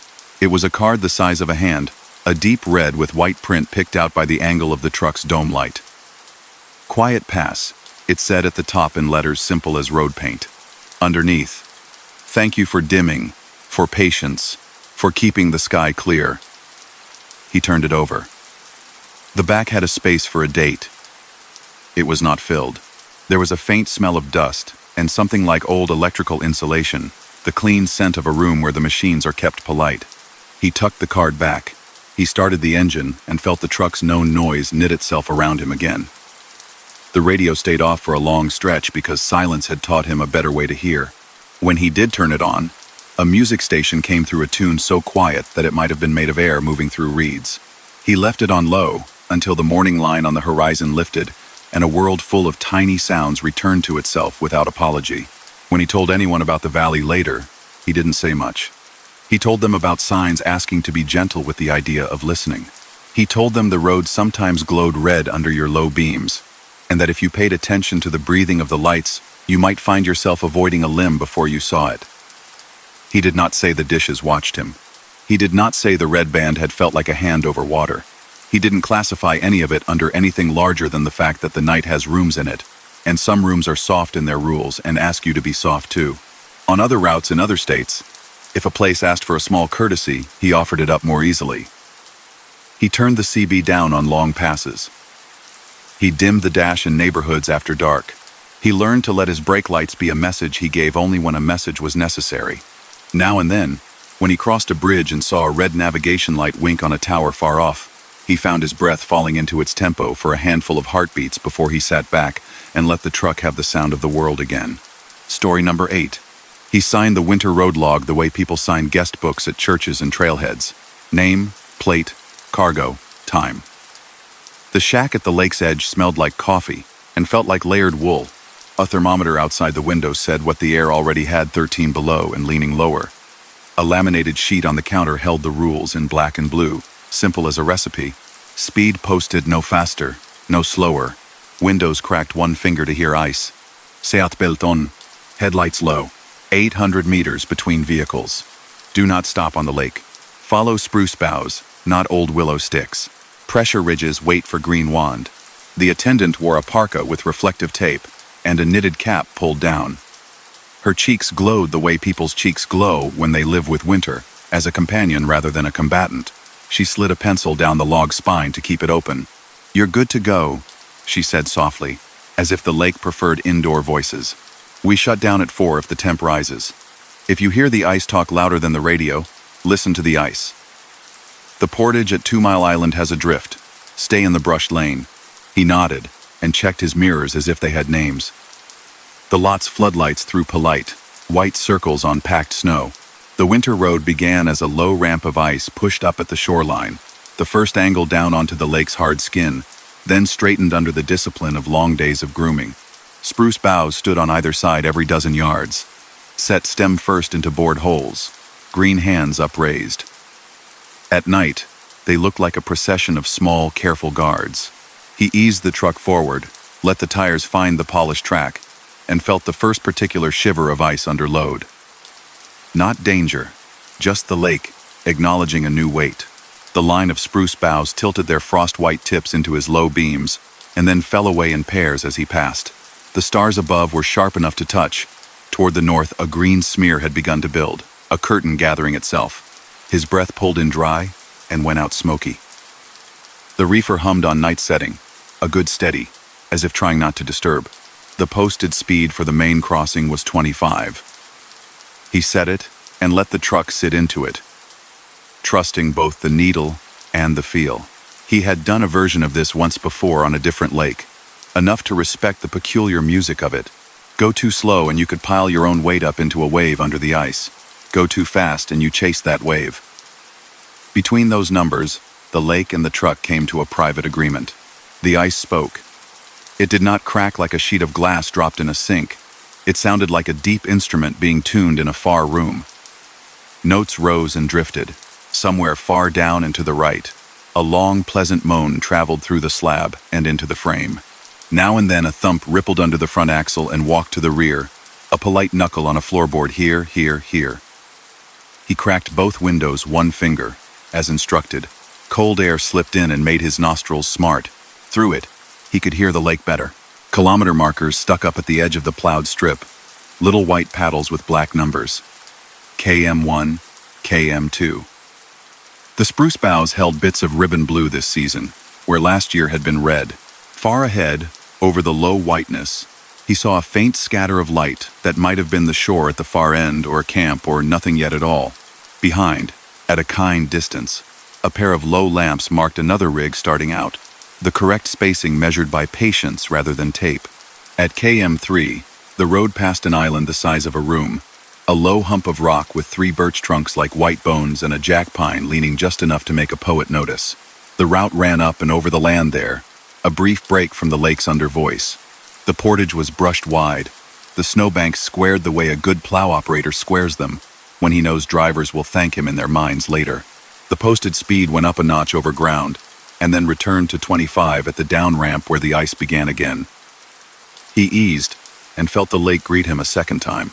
His headlights skimmed the spruce boughs and caught the sheen of floodwater that had been pumped onto the surface weeks ago, to build thickness flats of smooth, iced-on layers that had made the road a foot thicker here, a foot and a half there.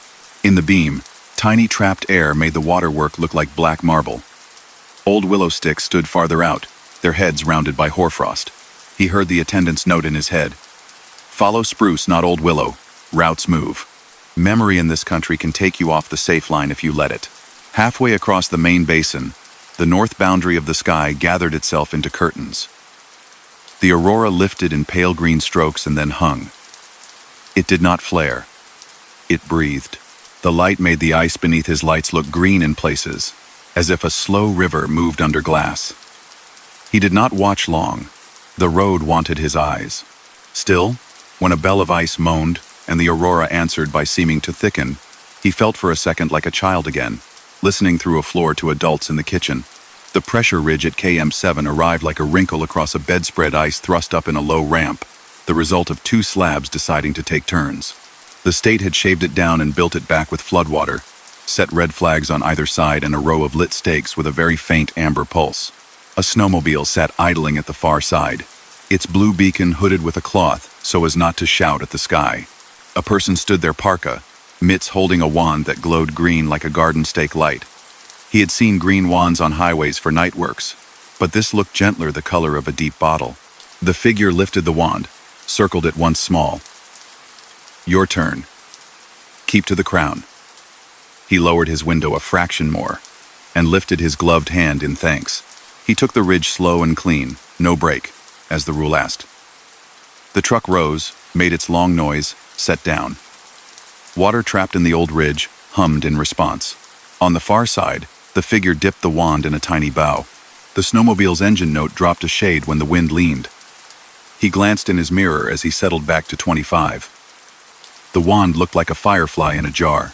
He watched until it was only the idea of a light. By KM9, the little green lights under the aurora had faded back to stars. He rolled across a section where the ice had taken on a different sound, higher, more brittle, a banjo string compared to a cello.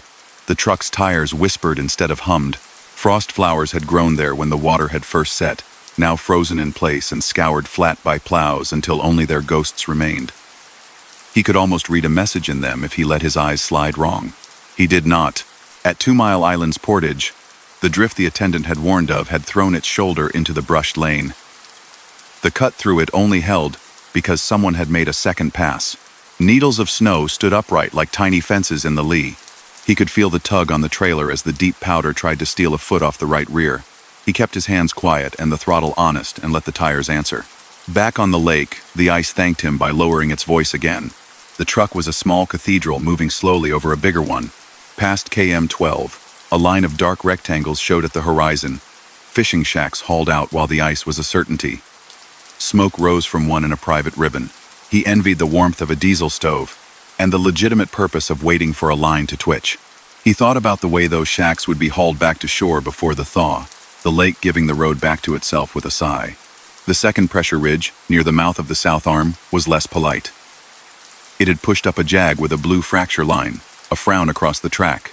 Crews had cut a V and flooded it smooth, but the seam still showed as a darker tongue of ice. No snowmobile waited. No person with a wand stood.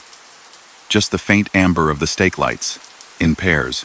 He came to it with a steady heart, and saw, as he closed, that the amber on the left pulsed a shade brighter than the right.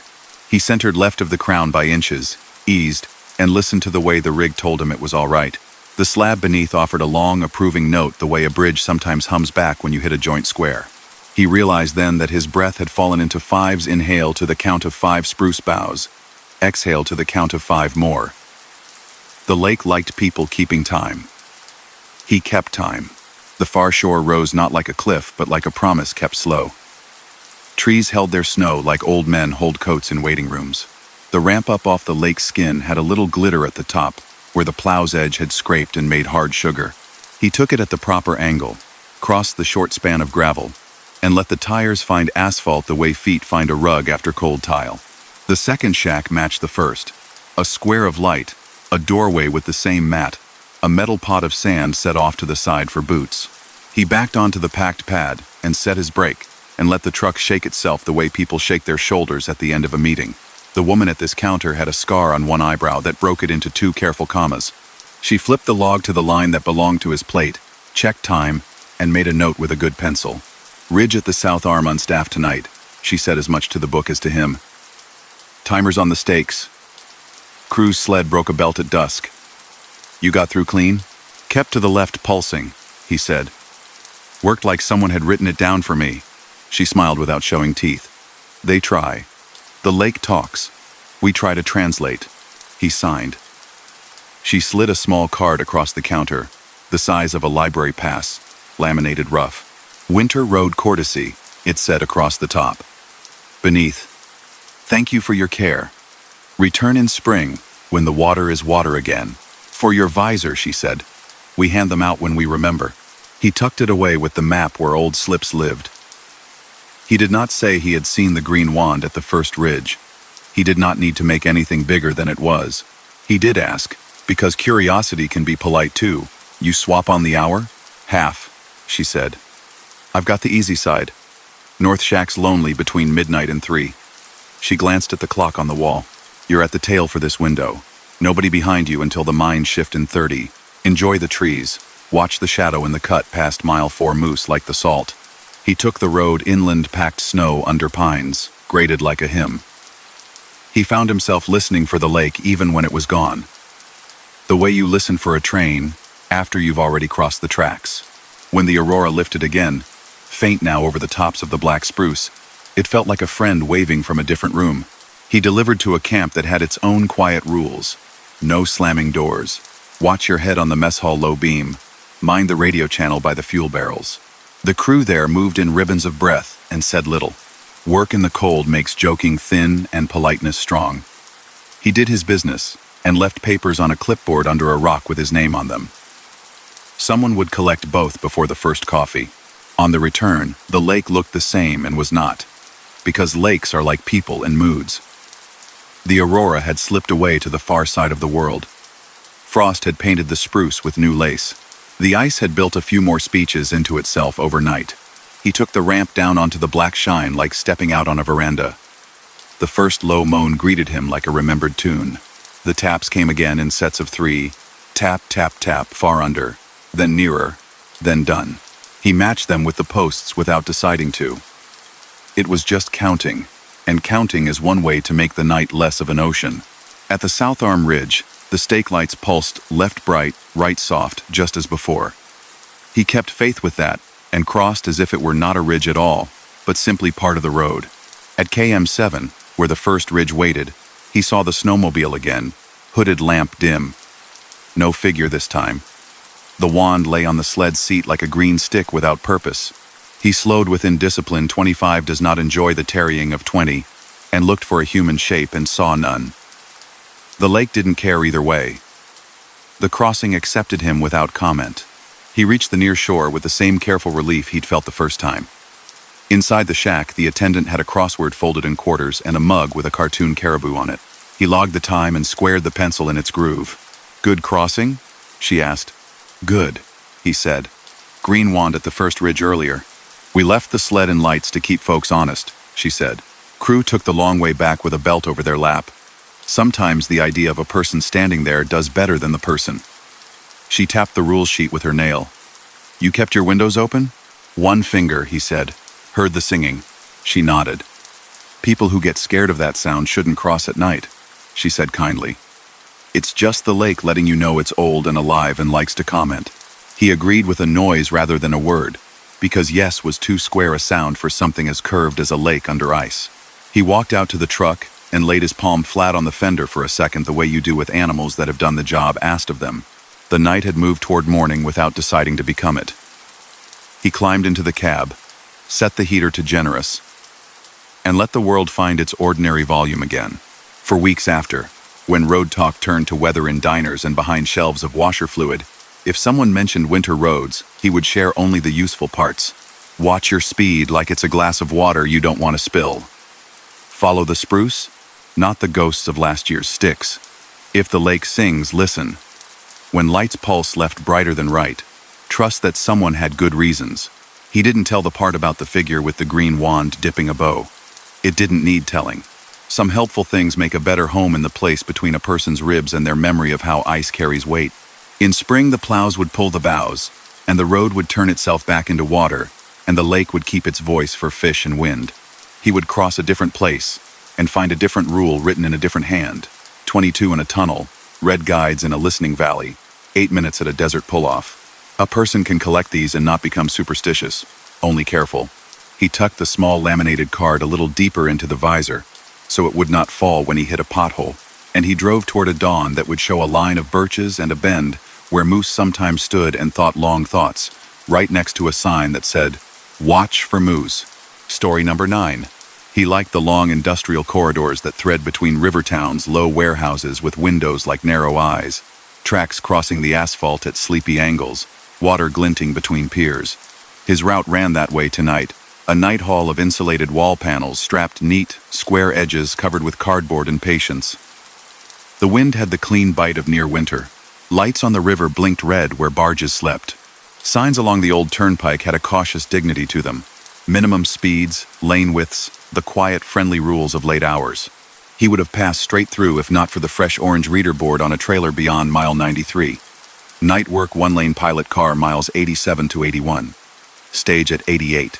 He nodded without thinking anyone could see, eased off the throttle, and let the rig settle into the long curve toward the staging area where a flood-lit gravel pad opened beside a small brick building with a peaked roof. A hand-lettered sign above its door named it plainly, Night Office. It wasn't a big place. A single window glowed with a softness that made it look more like someone's kitchen than an office. A wooden step with a bit of grit on it led to the door, and to one side a white-painted post hosted a bell push too polished by use to be decorative. He backed the rig into a marked pocket and set his brake. Other trucks idled in a quiet line, 3, then 4 each, with the hood badge turned into shadow. He cut his lights and cracked the window. The room's light warmed the dark, in a way that never spilled. On the wall beside the door, a clipboard lay in a plastic sleeve.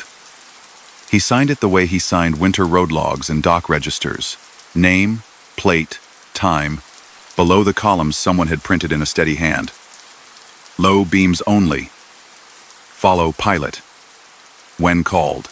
Do not stop in the dark zone. Do not leave lane. A small, neat arrow pointed to a speaker box mounted above the door. It had a grill that had seen rain and paint, and patient wiping. When it clicked alive, it did so like a throat clearing. Next to eastbound, the quiet voice said. Neither male nor female so much as practiced. Lights low. Maintain 22. Keep breath in the long cut. Watch for left shoulder soft at 84. Thank you. He smiled without the part of him that shows teeth. The number landed softly. 22 again. He glanced down at his speedometer in a way that wasn't necessary, and let his hand rest lightly at the base of the wheel the way you might rest your hand on a sleeping dog so it knows you're there. A pilot car nosed forward from the far end of the pad, a small pickup with a light bar hooded red. An illuminated follow me panel turned down to a low glow. Along its tailgate, half rubbed off, someone had once stuck a decal of two slender trees side by side. He slipped into second in the line. The first truck moved, and the pilot's hooded lights lifted a soft blush on the asphalt. The line folded itself into motion as easily as a good knot pulls. The road beyond the pad narrowed to a single lane divided by cones, who had been asked to stand very still. Beyond the cones, to the right, the other lane lay sliced open for a stretch, steel plates angled like scales where culverts were being persuaded into better habits. To the left, a tall retaining wall held back a low hill. He set his beams to low and watched the pilot car's panel. It did not strobe. It breathed a slow bright, a slow dim, that matched nothing, and yet taught his hands to be patient. The radio he almost turned up he left off. Quiet had been requested. He gave it. The first stretch felt like moving down the middle of a long room where people had stepped aside to let a bed roll through. Aeroboards whispered suggestions. A man in a reflective jacket stood well off to the shoulder, with a paddle held at his side, slow, facing no one. He did not look at the convoy. He watched something else, a shadow under the wall perhaps, the way water found its old path before the machines had tried to correct it. The pilot car's low bar winked twice. The convoy slowed 5 miles an hour and matched the new breath without talking about it. Where the retaining wall rose higher, the lane dipped into a cut. The light fell away from the sky for a moment. The way sound drops in a quilted room. A small sign, black letters on white, sat zip-tied to a post at knee height. Keep breath. He almost laughed at the private pleasure of the repetition chalk on tunnel concrete once upon a different night, and then did what the sign asked. He let the air go in and out slow, as if his ribs were helping hold the road steady. The cut ended in a small bridge, a tired concrete span with a plaque that had turned green where metal tells stories. Wash Creek, 1,997, the plaque read. The numbers caught and reflected his low beams like a coin at the bottom of a fountain. He felt the joint's small rise under the front axle and didn't touch the brake. He didn't need to. He had been told already where to put his hands. On the far side, a hand-painted board leaned against a sawhorse with 2 words in an old, careful hand, low light. The overheads were off here. Along the edges of the lane, little red markers woke as his truck came to them, dots that glowed instead of flashed. Almost like they enjoyed being discovered. Farther along, a sawn limb lay tucked against the wall, its smaller branches already hauled away by a good crew and its thicker body left to be got later.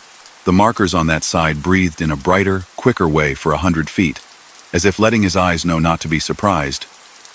He wasn't. His hands stayed quiet. He let the truck's weight be a good citizen.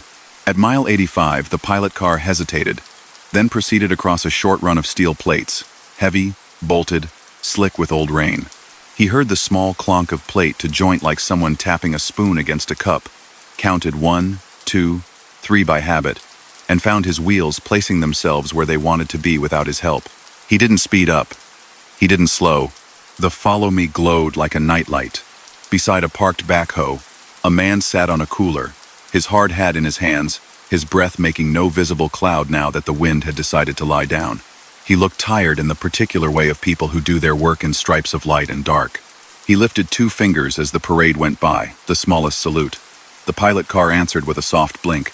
The backhoe's boom made the shape of a question mark against the starlight, and then turned back into machinery when he blinked. Past 84, where the voice had said the left shoulder was soft, the red markers quickened left and slowed right. The asphalt there looked no different, only newer where a seam had been poured.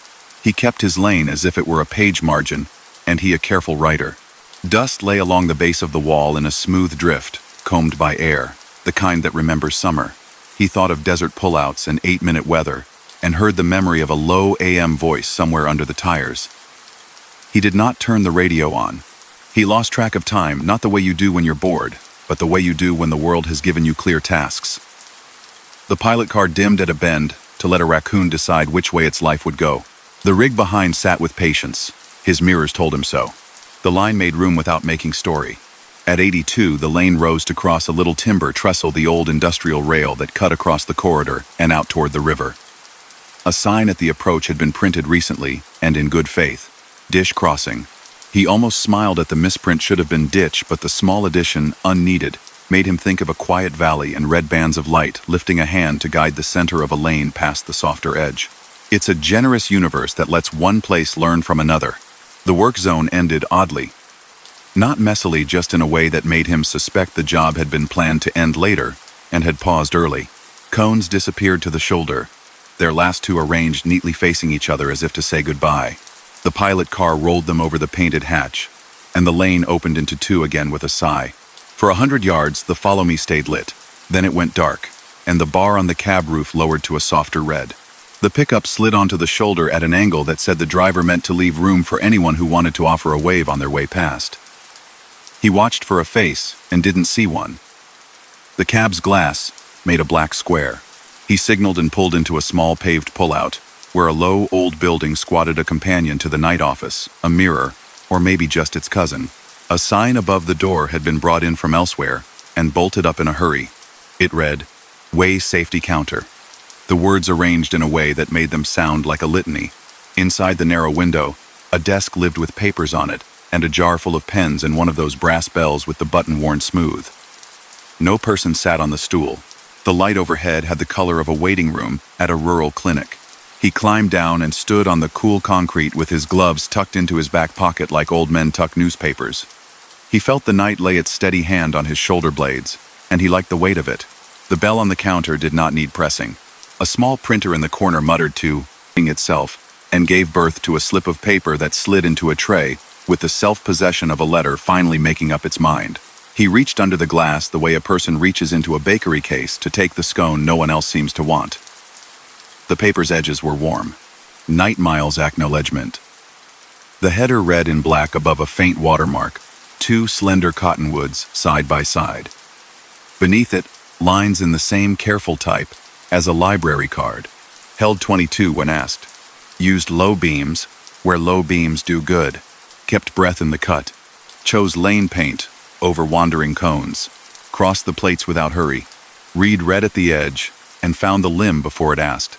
Trusted left when left was brighter. Let a wave from a cooler count as a conversation. Did not pause in daylight at the lip.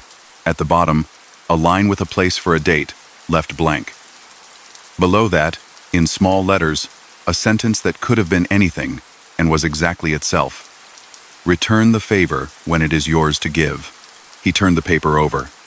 The back had a space the size of a palm, blank except for a tiny symbol printed in the corner.